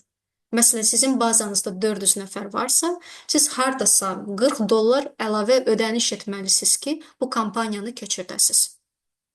Amma bunun yeganə özəlliyi ondan ibarətdir ki, sizin kontakt bazanızda 1000 nəfər də olsa, 2000 nəfər də olsa, siz saniyələr, dəqiqələr ərzində eyni zamanda həmin o insanlara sürətli şəkildə çatdırmalar edirsiniz. Həmin o WhatsApp mesajlar vasitəsilə. API-dən istifadə etmirsinizsə, bu daha limitli olacaq, amma onun da təlimatı var ki, siz daha sonra öz nömrənizi yavaş-yavaş bunu öyrəşdirərək, onun da müəyyən bir sxemi var, öyrəşdirərək yavaş-yavaş daha sonra daha çox insana sürətli şəkildə onu göndərəsiniz. Bu qaydaları siz əməl edirsinizsə, sizin hesabınız bloklanma riski çox və çox aşağı olur. Çox və çox aşağı və burada həqiqətən də çox önəmlidir ki, biznes nömrə özü müəyyən bir qaydalara əməl olunsun. Məsələn, onun kataloqu hazır olsun, tez-tez ora məsələn insanlar mesajlar yazsın. Çünki insanlar mesaj yazmırsa, həmin o WhatsApp biznes nömrə ancaq ondan çox fərqli yeni nömrələrə mesaj gedirsə, bu meta üçün artıq qara kampaniya kimi, spam kampaniya kimi hesab oluna bilər və orada da bloklanma riski yüksəkdir. Və əgər siz hər zaman Meta və məsələn də Instagram, TikTok və yaxud da influencer marketinq xərclərindən asılı olmaq istəmirsinizsə, satış baxımından və eyni zamanda mövcud müştərilərinizlə də güclü kommunikasiya qurub, onunla da belə siz o resursdur, çünki çox böyük bir resursdur və çox vaxtı sahibkarlar, ekspertlər bunu diqqətdən kənarda saxlayır. Daha çox satışlar etmək istəyirsinizsə və bunu sistemli şəkildə etmək istəyirsinizsə, WhatsApp marketinq sizin üçün ən effektiv üsullardan biridir. Və bu proqramın da ödənişi sadəcə aylıq 20 manatdır. Sizin kompüteriniza bu yüklənilir. Sizə bütün təlimatlar verilir. Sizə bütün texniki dəstək göstərilir. Və siz özünüz artıq sərbəst şəkildə istədiyiniz zaman həmin o dataları düzgün kateqoriyalara böləndən sonra özünüz ayrıca Excel faylda xüsusi bir sistemlə həmin o nömrələrə, həmin o mesajlarda rahat şəkildə göndərəcəksiniz. Manual göndərin. Təsəvvür edin ki, məsələn də 400 nəfərə siz kampaniya göndərmək istəyirsiniz. Manual olaraq sizin çox vaxtınızı aparacaq. Və yaxud da 1000 nəfərə sizə lazımdır bir məlumat göndərmək, manual olaraq əllə göndərmək sizin nə qədər enerjinizi alacaq. Amma bu proqram vasitəsilə sizin üçün çox gözəl bir imkan var ki, siz bunu avtomatlaşdırasınız. Özünüz digər işlərlə məşğul olursunuz. Bu proqram sizin əvəzinizə artıq bu mesajları göndərəcək. Əgər sizin hər hansı bir spesifik suallarınız varsa, mənə verə bilərsiniz. Çox təşəkkür edirəm dinlədiyiniz üçün. Mən sizinlə bu aləti mütləq bölüşməli idim. Biz özümüz istifadə edirik. Özümüz də böyük məmnuniyyətlə də bu aləti digər sahibkarlarla, ekspertlərlə də bölüşürük və hər zaman da çox xoş geri dönüşlər də əldə edirik. Okey. Nurtaç xanım, bəli, bayaqki o atqat məsələsi, bəli, Roman bəy, atqat məsələsi özü də təkcə Azərbaycanda deyil, bütün dünyada var və korporativ sferada da bu özünü göstərir. Yəni bu onunla bağlıdır ki, insanlar ekstra qeyri-formal bir şəkildə hər hansı bir komissiyalar əldə etmək istəyirlər və influencer marketinqdə də bu çox güclüdür. Məhz buna görə siz eyni brendlərin, eyni influencerların əməkdaşlığını görürsünüz. Bəli, bizim biznesimiz var. Şirniyyat biznesidir, Dilbil biznesidir və Kodstar biznesidir. Dilbil onlayn ingilis dili platformasıdır ki, hansı ki biz xarici müəllimləri yerli tələbələrlə birləşdiririk, bir körpü rolunu oynayırıq. Kodstar biznesi isə Azərbaycana fundamental proqramlaşma təlimini gətirən, təhsilini gətirən bir biznesdir. Və şirniyyat biznesi isə B2B əsasən biz çalışırıq. Biz Azərbaycanda keçirilən yüksək səviyyəli tədbirləri təşkilatçılarla əməkdaşlıq edirik və həmin o şirniyyatların satışını həyata keçiririk. Korporativ hədiyyələrlə bağlı və tədbirlər üçün coffee break zamanı. Mən ucu bezmişəm GPT ilə hazırlanan videolardan trend demiş kimi təqdim etsin, görüşmək. Bəli, Nurtaç xanım, bu artıq yeni bir mərhələdir. Yeni bir mərhələdir ki, artıq çox sürətlə inkişaf edir süni intellekt alətləri. Yavaş-yavaş maksimum realistik etməyə çalışırlar. Əvvəl daha süni görünürdü simalar, amma indi daha realistik edilir və artıq brendlər nəyə görə süni intellekt vasitəsilə çəkilən klipləri üst tuturlar? Çünki büdcə baxımından bu daha çox əlverişlidir. Yəni yavaş-yavaş və plus insan faktoru da orada minimumdur. Orada hər hansı bir klipi çəkmək üçün nə qədər insanın əməyi var. Və bu insanları idarə etmək bir brend üçün həqiqətən də çox resurs baxımından vaxt aparan, enerji aparan bir prosesdir. Amma süni intellekt elədir ki, çox sürətli şəkildə və bir insanla da belə onu işləyərək də bunu həll edə bilirlər. Məhz buna görə bu artıq trenddədir. Onur bəy, mən deməzdim dizaynerlər acından öləcək. Mən düşünürəm ki, onlar süni intellektin bu trendlərindən düzgün şəkildə istifadə etsələr və AI flip makingi onlar bir bacarıq olaraq da əlavə olaraq onlar özlərini inkişaf etdirsələr, daha çox insanlar onlara müraciət edəcək. Məsələn, mən bir sahibkaram, mən özüm öyrənmək istəmirəm. Amma mən AI filmmaker axtararam ki, mən ona promptlar verim, mən ona ideya verim və o mənim üçün bu işi görsün. Mən özüm bunu öyrənmək istəmirəm. Amma mən kontentimdə çox özəl bir şeylər hazırlatdırmaq istəyirəmsə, mənim həmin şəxslərə ehtiyacım olacaq və bu trend daha çox güclənəcək. Ona görə də Onur bəy düşünmürəm ki, dizaynerlər acından öləcək. Sadəcə ekstra bacarıqlar əlavə olunacaq. Kim ki bu bacarıqları istifadə etdirsə, onlar qabağa gedəcək və qəşəng pullar qazanacaq. Bəli, satış üçün uyğundur LinkedIn. Mən öz təcrübəmə də əsasən bunu qeyd edə bilərəm ki, həm digər bizneslərimizin təcrübəsinə satış üçün uyğundur. Əsas odur ki, davamlı şəkildə faydalı məzmun bölüşürsüz. Satışla bağlı postları, birbaşa təklifləri etməkdən çəkinməyin. Birbaşa insanlara yazmaq, mən bunu özümdə sınamışam, məsələn, B2B satışlar üçün. O qədər də çox effektiv olmayıb. Bizim ən güclü B2B satışlar content marketinqdən gəlib. Viral content marketinqdən. O vaxt ki, biz hər hansı bir davamlı şəkildə bir faydalı məzmun bölüşmüşük və insanlar özləri yazıblar bizə nəyisə əldə etmək üçün. Və məsələn, rəqəmsallaşma xidməti ilə bağlı bizə korporativ müraciət olundu. Bir dənə postdan gəldi bu bizə. Mən həmin şəxsi özüm yazmamışdım. Elə insanlar var ki, özü müraciət edərək, insanla kommunikasiya quraraq LinkedIn-də birbaşa direktə yazaraq satışlar edə bilir. Bizim öz təcrübəmizdə bu belə olmayıb. Bizim öz təcrübəmizdə bu keyfiyyətli kontentlə gəlib. İnsanlar maraqlanıblar, özləri məsələn də həmin o kontenti görüblər və ona əsasən də bizə müraciət ediblər. Bəs düzgün kütləyə çıxmasaq belə, məsələn, kütləsi az çox tanı kontaktlarımız olduqlardır bizim. Gülnar xanım, bu bilirsiniz hansı məsələdir WhatsApp toplu mesajlar? Bu hal-hazırdakı sizin kontaktlarınızla bağlı deyil. Məsələn, siz yeni auditoriyaya çıxmısınız, kontent yaradırsınız sosial şəbəkələrinizdə və sizə yeni sizin məhsullarınızla maraqlanan şəxslər var, sizin səhifənizlə maraqlanan şəxslər var, xidmətlərinizlə maraqlanan şəxslər var. Siz onların WhatsApp nömrələrini götürürsüz.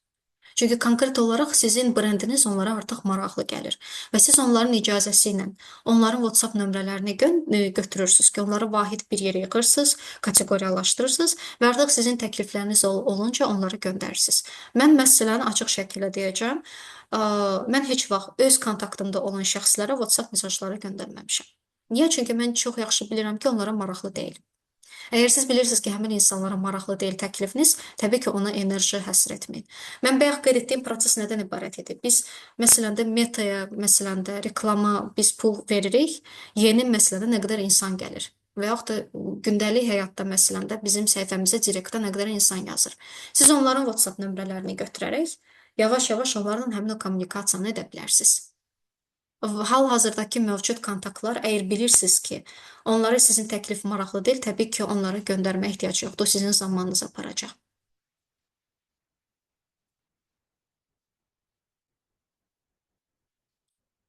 Əlavə olaraq da getmək istəyirəm ki, bizzətlə WhatsApp-a çox maraq, digər platform daha maraqlıdır bir müddət.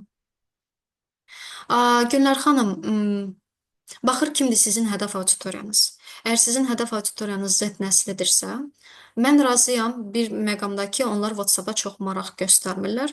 Amma yenə də ən sürətli şəkildə onlara çatmağın yolu elə WhatsApp vasitəsilədir.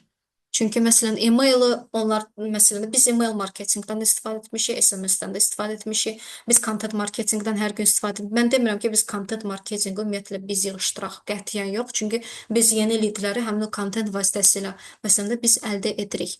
Amma burada bir məsələ ondan ibarətdir ki, hər kəs WhatsApp-dadır. Hər bir Z nəslinin əlində bir telefon var və hər kəs WhatsApp-dadır. Biz kontenti bölüşəndə sosial şəbəkələrdə bizə heç kim qarantiya verə bilməz ki, o konkret bir həmin o adamın qarşısına çıxacaq, izləyicilərimizin qabağına çıxacaq. OK, Z nəsli WhatsApp-ı sevməyə bilər, amma hər bir Z nəsli nümayəndəsində kommunikasiya üçün WhatsApp-dan istifadə edir. Və bizim də satışlarımız Z nəsli ilə bağlı. Məsələn, Z nəsli nümayəndələri də bizim nə qədər məhsullarımızı, xidmətlərimizi əldə ediblər. Hamısı WhatsApp üzərində olub. Və burada da çox maraqlı bir məqam var Gülnar xanım. Mədəni kodlar burada özünü göstərir. Biz deyə bilərik ki, biz nəyisə maraq göstərmirik, amma reallıq hər zaman çox fərqlidir. Davranışlarda biz o reallığı göstəririk. Əgər WhatsApp-a marağımız olmasaydı, biz heç vaxt WhatsApp-ı bəlkə də yükləməzdik. Amma WhatsApp-a demək ki, maraq göstərməyə bilərik, normaldır. O demək deyil ki, biz bütün günü məsələn də WhatsApp-da olmalıyıq ki, ona maraq göstərək. Amma ən azı biz əsas kommunikasiyamızı yenə də WhatsApp üzərində aparırıq. Biz daha sürətli şəkildə hər hansı bir mesajı WhatsApp üzərində oxuyuruq, nəinki digər platformalar üzərində. Və məhz buna görə biz WhatsApp marketinqi istifadə edirik. Biz burada nəsil arasında heç bir kateqoriyalaşdırma eləmirik. Sırf nəsil arasında Z-dir bu, məsələn də başqa bir nəsildir. Xeyr. Çünki hər kəs WhatsApp-dan istifadə edir. OK, o mənə cavab verməyə bilər, OK-dir. Amma ən azı mən bildim ki, mesajım ona çatdı. Çatmasa da belə mən artıq biləcəm ki, bu artıq mənə aid olan bir insan deyil. Məsələn, WhatsApp-dan məsələn bəlkə də mənə səhv nömrə verib, bəlkə də məsələn də WhatsApp ümumiyyətlə bağlayıb. Mən artıq burada biləcəm ki, ən azı mən burada ölçürəm. Mən artıq burada bilirəm ki, bu insana mənim mesajım çatmırsa, mən onu CRM-dən silirəm. Yəni belə bir məsələ var ki, WhatsApp sizə daha çox ölçülə bilən bir nəticə də verə bilir. Eyni xidmət satışına başlamaq üçün sıfırdan, yeni xidmət satışına başlamaq sıfırdan nələrə daha çox fokuslanıb diqqət etməliyik? Mentorla işləmək büdcə üçün uyğun olar. Bu çox geniş bir sualdır. Yeni xidmət hansı sahədə, hansı spesifik sahədə kimə siz o xidmətin satışını həyata keçirdəcəksiniz, amma siz sıfırdan nələrsə etmək istəyirsinizsə, bu bir məna olaraq kontent yaratmaq, bir məna olaraq müəyyən bir büdcə xərcləmək həmin xidmətlə bağlı hər hansı bir ödənişsiz proqramlar keçirtmək ki, siz o xidməti keyfiyyətli şəkildə təqdim edəsiniz və meta ilə siz reklamlara büdcələr ayırsanız, daha sürətli şəkildə hədəf auditoriyanıza çataraq siz o xidmət satışını edə biləcəksiniz. Və eyni zamanda icmalar formalaşdırmaq Telegram kanalında öz xidmətinizlə bağlı, öz brendinizlə bağlı və sahənizlə bağlı faydalı məlumatlar bölüşmək. Yəni sizin əsas iki strategiyanız olmalıdır. Siz davamlı şəkildə kontent yaradırsınız və davamlı şəkildə siz düşünürsünüz və hərəkət edirsiniz ki, davamlı şəkildə mənə yeni auditoriya gəlsin. Kontenti yaradırsınız ki, güvən formalaşdırırsınız. Həmin o yeni gələn auditoriya arasında və eyni zamanda onlara o dəyəri, praktiki faydalı məlumatlar və onların öz həyatında tətbiq edə biləcəksiniz məlumatları öz sahənizlə bağlı göndərirsiniz və eyni zamanda siz müəyyən bir enerjinizi, resursunuzu ayırırsınız ki, sizə hər gün yeni insan tanısın, hər gün sizə yeni insan gəlsin. Bunu siz ödənişsiz variantlarla da edə bilərsiniz, ödənişli variantlarla da edə bilərsiniz. Ödənişli variantlardan biri bu meta marketinqdir, ad marketinqdir, hansı ki, bu ən effektiv alətlərdən biridir. Çünki siz bilirsiniz ki, sırf hədəf auditoriyanıza gedəcəksiniz. Orada siz target auditoriyanı seçirsiniz və bilirsiniz ki, sırf bu insanlara bu təklifiniz maraqlıdır və onlar gəlib onu əldə edəcək. Və yaxud da siz ödənişsiz viral kontent yaratmaq, kreativ kontent yaratmaqdır ki, orqanik şəkildə siz öz auditoriyanızda böyüdəsiniz. Viral kontentin də yaratmaq üçün siz fərqli psixoloji triggerləri bilməlisiniz. Çünki hər bir viral kontentin arxasında müəyyən bir trigger, psixoloji məqamlar dayanır. O elə belə, yəni viral olmur. Onun hər birinin öz mexanizmları var. Ki siz necə ilk 3 saniyədə insanların diqqətini saxlaya bilərsiniz, cəlb edə bilərsiniz. Necə siz insanların diqqətini orada saxlaya bilərsiniz ki, o artıq avtomatik scroll eləməsin və ən əsası siz necə və hansı emosiyaları yarada bilərsiniz ki, insanlar dərhal sizi diskussiya eləmək istəsin, dərhal reaksiya formalaşdırmaq istəsin. Çünki həmin o reaksiyalar daha çox olduqda alqoritm sizi daha çox insanlara çatdıracaq və siz artıq orada yazı hissəsində və yaxud da reelin sonunda hər hansı bir təklifi satışla bağlı siz orada təqdim edirsinizsə, sizin satış etmə ehtimalınız çoxalır. Instagramdan gedirsə söhbət bio üzərində mütləq güclü bir iş getməlidir. LinkedIn-dən gedirsə söhbət LinkedIn-də siz satışlar etmək istəyirsinizsə, həm profilinizin orada səliqəli şəkildə paketlənməsi çox önəmlidir və davamlı şəkildə hər gün sahənizlə bağlı faydalı paylaşımlarınız. Həm Instagramda bunu sınayın, həm LinkedIn-də də bunu sınayın və siz artıq yavaş-yavaş bunu özünüzdə də görə bilərsiniz. Mentorla təbii ki, siz sürətli şəkildə böyüyə bilərsiniz. Mentor çünki sizə hazır alətlər verəcək öz keçdiyi təcrübələr əsasında. Və mentorla işləməyin ən böyük özəlliyi ondan ibarətdir ki, siz potensial itkilərdən özünüzü qorumuş olursunuz nə baxımdan? Çünki mentor özü də bu yolu keçib. Ağrılarla dolu, itkilərlə dolu. O bilir ki, bu yol Azərbaycan reallığında itkilərlə bağlıdır. Və siz bunu artıq məsələn də mentorla işləyərək biləndə siz bir çox büdcə itkilərdən özünüzü qorumuş olursunuz. Bilirsiniz ki, hansı alətlərdən mən istifadə etsəm, daha sürətli şəkildə mən məqsədlərimə çata bilərəm.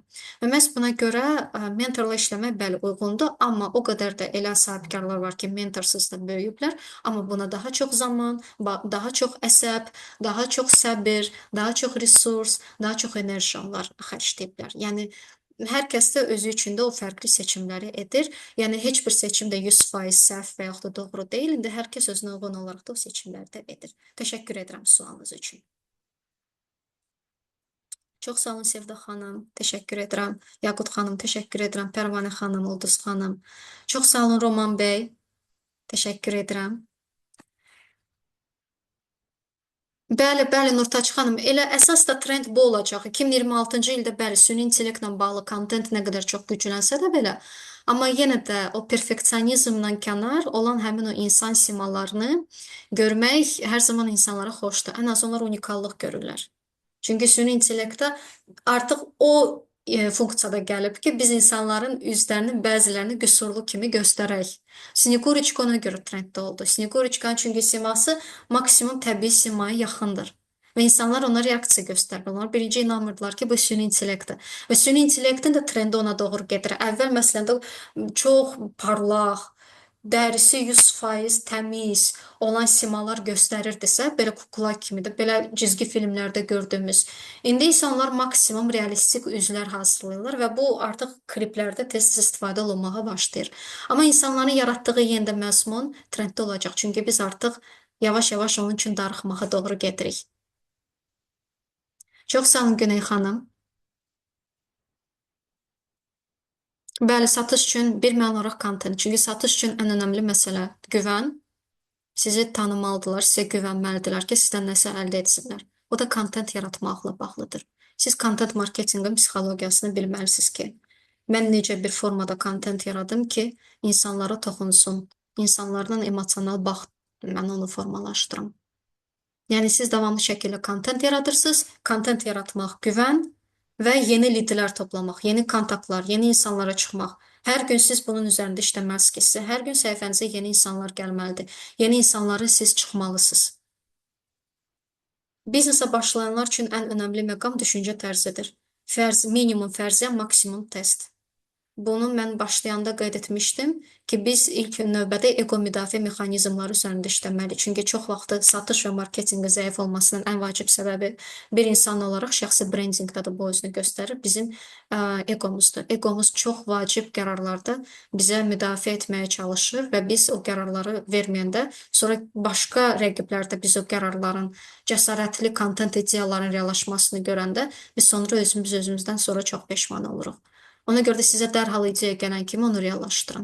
Ən vacibi düşüncə tərzidir. Düşüncə tərzi olmayanda, zehni modellər üzərində işlənilməyəndə, cəmiyyətin mədəni kodlarını bilmədən biz uğurlu biznes haqqında danışa bilmərik.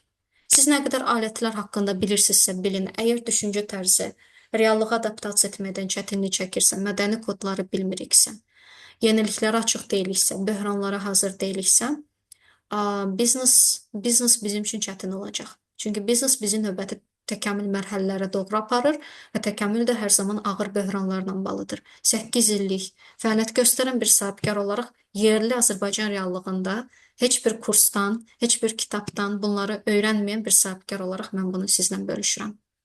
Ki, ən vacibi düşüncə tərzi, mədəni kodları bilmək, insanların təkamül psixologiyasını bilmək və content marketinq psixologiyasını bilmək. Siz bunu bilirsinizsə, siz artıq bir çox rəqiblərinizdən üstünsüz. Bəli, bəli, Nurtaç xanım, Snegurочка həqiqətən də təbii olduğu üçün bu qədər viral oldu. Çox sağ olun Nurani xanım. Mən sizi çox gözəl anlayıram Nurani xanım. Çox gözəl. Trendyol və Temu həqiqətən də yerli handmade biznesdə mənfi təsir göstərir. Amma siz necə bunun üzərində işləyə bilərsiniz? Kontent üzərində nəsə dəyişdirmək, daha viral kontent, daha kreativ kontent, çünki rəqibləriniz çoxdur. Və WhatsApp marketinqdən istifadə eləmək. Çünki sizə yeni insanlar gəlirsə, onları öz bazanıza əlavə etmək və onlarla kommunikasiyanı saxlamaq, onlara özəl təkliflər göndərmək. Amma bilin ki, Trendyol və Temu nə qədər olsa da belə, sırf sizin məhsullara, sırf sizin biznesinizə yenə də dəyər verəcək insanlar tapılacaq. Amma əsas odur ki, həvəsdən düşməyək. Normaldır, həvəsdən düşmək yenə də deyim, normaldır. Çünki sizin kifayət qədər böyük rəqibləriniz var. Amma yenə də siz o gözəl, o toxunan, o kontenti yarada bilsəz, hansı ki, məsələn də Çin kontent psixologiyası təlimlərində bu sualı hər zaman verirlər. Kim ki, özünü inkişaf etdirmək istəyir marketinqdə? Mənə bir cavab ver. Nəyə görə sənin məhsulu almalıdırlar? Əgər mən bu cavabın bilmirəmsə, bu sualın cavabını, mən bunu kontentdə də göstərə bilmirəmsə, insanlar bilməyəcəklər. Sırf nəyə görə məndən bunu alsınlar. Amma bu sualın cavabı elə siz özünüz olacaqsınız Nurana xanım. Çünki handmade-dir. Burada insan faktoru var. Burada sizin əməyiniz var. Burada sizin dəyərləriniz var. Burada emosiya var.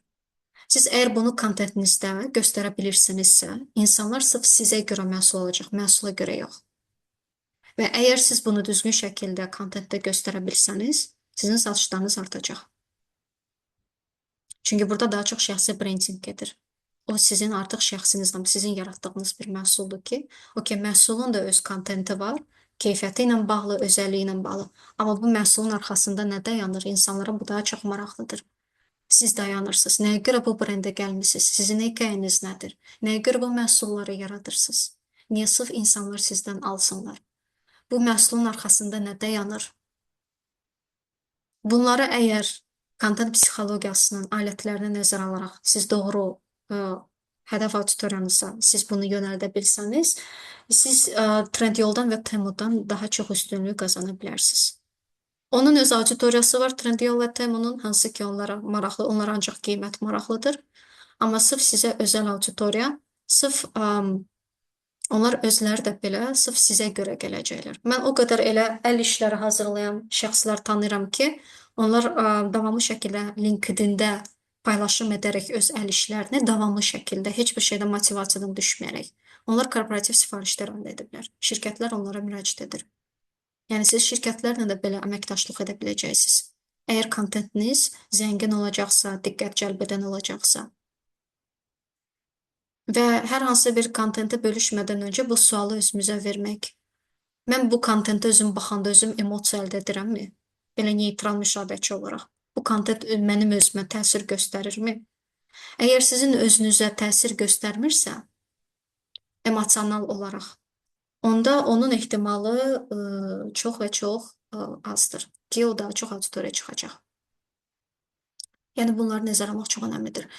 Sara xanım, mən Instagramda çox aktivəm son aylarda, amma hələ də istədiyim nəticəni ala bilmirəm. Amma LinkedIn-də bağlı çox faydalı. Çox sağ olun. Siz eyni məzmunu həm məsələn də Instagramda, həm də LinkedIn-də bölüşün və plus Nigar xanım, məsələn, orada məsələ nədən ibarətdir? Bəzi formatlar var ki, mən özüm sizin səhifənizdə görəndə, onlar o qədər də çox post, məsələn də, sırf Instagram post formatlarına uyğun deyil. Məsələn, siz bəzi postları horizontal formada bölüşürdünüz, məsələn də slide kimi. Məsələn, o qədər də çox diqqət cəlb eləmir. Instagramda daha çox diqqət cəlb edir vertikal format. Bəzən o formatın özü belə həmin o baxış saylarına çox təsir göstərir. Və siz, məsələn də mən fikir vermişdim, siz storylərdə nəyisə paylaşanda, çalışın ki, siz eyni kontenti elə postlarda da bölüşəsiniz. Necə var, elə bir şəkildə də bölüşəsiniz. Çünki bəzən siz, məsələn də postlarda bəzi bir çox fərqli kontentlər bölüşürsünüz, amma storylərdə tam fərqli. Amma məsələn də insanlar bəzən storylərdə görülən kontenti də sizin postlarınızda da görmək istər. Məsələn, siz orada adicə hardasa oturub nə isə elan edəndə heç bir şeyə baxmayaraq, heç bir hazırlıq olmayanda belə səmimi şəkildə, spontan şəkildə bəzən bu insanlara daha çox toxunur. Və siz bu kimi məqamlarda artıq istifadə edəndən sonra yavaş-yavaş siz o istədiyiniz o nəticəni əldə edəcəksiniz. Amma yenə də LinkedIn-də siz sınayın. Fərqli formatları sınayın. Yəni fərqli formatları da sınamaqdan çəkinməyin. O sizdə var zaten, siz zaten sınayırsınız.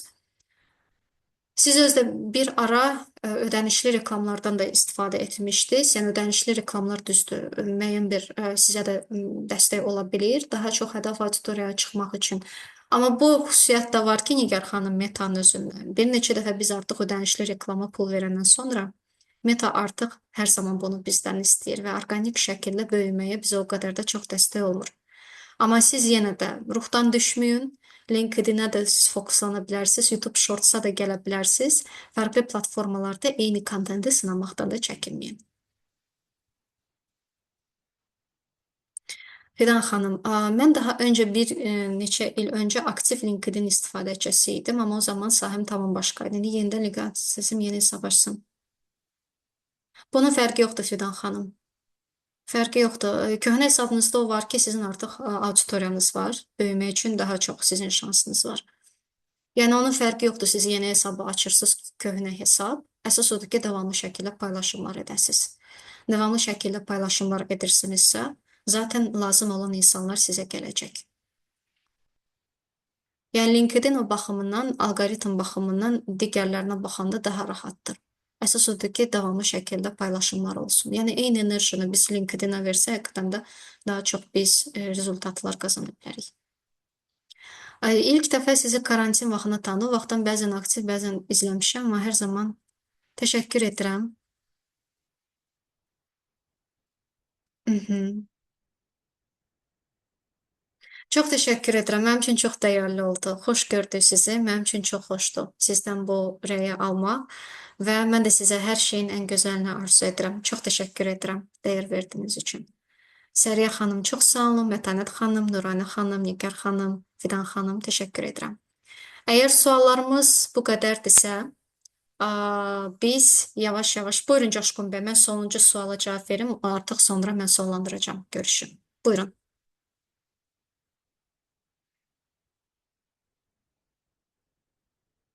Mən sizə, okey, bir dəqiqə.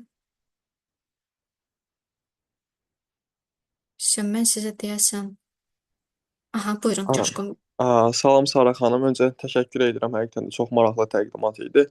Mənim sualım content marketinq tərəfdən olacaq. Hansı ki, çoxlu brendlər var və mən məsələn öz təcrübəmdən demək olar ki, bir neçə yəni brendlər olar ki, onları Instagramda və yaxud da sosial mediada izləyirəm. Çünki burada faydalılıq prinsipi və yaxud da ki, mənim üçün nə dərəcədə maraqlıdır o brendlər, ona uyğun şəkildə mən şey edirəm. Və mənim sualım o idi ki, məsələn, istehsalat və satış istiqamətdə olan bir yerli brend var və onun ümumilikdə kontent tərəfdə müştərilərlə kommunikasiya imkanları və yaxud da ki, kontent imkanları o qədər də yoxdur, amma o həmçinin də ki, sosial mediada var olmalıdır. Amma onun ümumilikdə belə deyim də kontent istiqamətli necə bir paylaşımlar və yaxud da necə bir istiqamət ala bilər ki, sadəcə məhsullarını paylaşmasın və yaxud da ki, sadəcə bir neçə deyək ki, influenserlər var ki, onlarla kollab postlar paylaşmasın. Daha necə unikal və həmçinin də insanlara onu izləyə biləcək tərzdə bir kontent formalaşdıra bilər. Yəni prinsipcə olaraq mən burada müəyyən bir misallar yox, daha çox prinsipcə bu məsələn prinsiplərə əməl eləsə daha faydalı olar. Çox sağ olun, təşəkkür Mən edirəm. təşəkkür edirəm. Ümumiyyətlə istənilən bir məhsul və xidmətlə bağlı kontentdə bu istifadə olunsa, o daha çox insanlara çatacaq.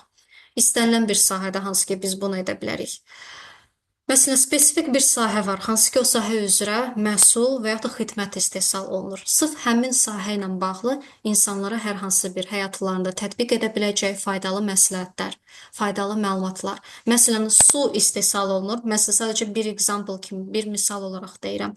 Su istehsal olunur. Su ilə bağlı insanlara o qədər faydalı məsləhətlər vermək olar və adicə bu su ilə bağlı ancaq həmin o məsləhətləri ilə bağlı ayrıca kontentləri çıxarsaq, bu artıq o 2 aylıq kontent planı biz doldurmuş da ola bilərik. Çünki su ilə bağlı, məsələn də insan, məsələn də gündə neçə su içməlidir, su ilə bağlı hər hansı bir məsələn də reseptlər ola bilər, hansı ki, xüsusi kokteyl reseptlər ola bilər, xüsusi bir məsələn də digər reseptlər ola bilər.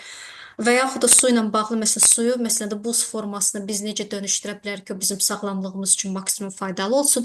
Yəni istənilən bir sahədə mən sadəcə su misalında göstərdim də. Yəni bir spesifik bir sahə var ki, hansı ki həmin o sahədə nəsə istehsal olunur, satış olunur, bir xidmət və yaxud da məhsul olaraq. Sırf həmin sahə ilə bağlı müştərilər üçün, onları izləyən şəxslər üçün faydalı praktiki məlumatlar bölüşmək ki, onlar həyatlarında bunu maksimum şəkildə tətbiq edə bilsinlər. Siz bunu content marketinqdə istifadə edə bilsəniz, daha çox insanlara çatacaqsınız və sizin brendinizə də layihəllik də artacaq. Və həmin o brendin hekayəsi də ola bilər, dəyərləri ola bilər, müştərilərin hekayələri ola bilər, həmin o məhsul və ya da xidmət istifadəsi ilə bağlı. Bunları da siz istifadə edə bilsəniz, müəyyən bir kliplər yaradıb storytellingdən, sırf həmin o sahə ilə bağlı storytellingdən, hekayə söyləmədən siz istifadə etsəniz, həqiqətən də siz çox güclü kontent yaratmış da olarsınız. Çox fərqlənən kontent. Təşəkkür edirəm sualınız üçün. Ülkər xanım, mən növbəti təlimdə mədəni kodlarla bağlı mən danışacağam bu haqda. Mən təşəkkür edirəm. Firanə xanım, çox sağ olun. Fidan xanım, bəli, əla. Bu da sizin üçün misal. Bu da sizin üçün misal. Təşəkkür edirəm Fidan xanım. Çox sağ olun. Hər birinizə mən təşəkkür edirəm. Mən yavaş-yavaş görüşümüzü sonlandırıram. Nə yaxşı ki, qoşuldunuz. Sizi hər zaman görmək çox və çox xoşdur. Sizə hər birinizə xoş və uğurlu gün arzu edirəm və hər ehtimala da bu təlimin video linkini də mən sizlə də bölüşəcəm. Təşəkkürlər. Hər birinizə xoş və uğurlu gün arzu edirəm. Çox sağ olun.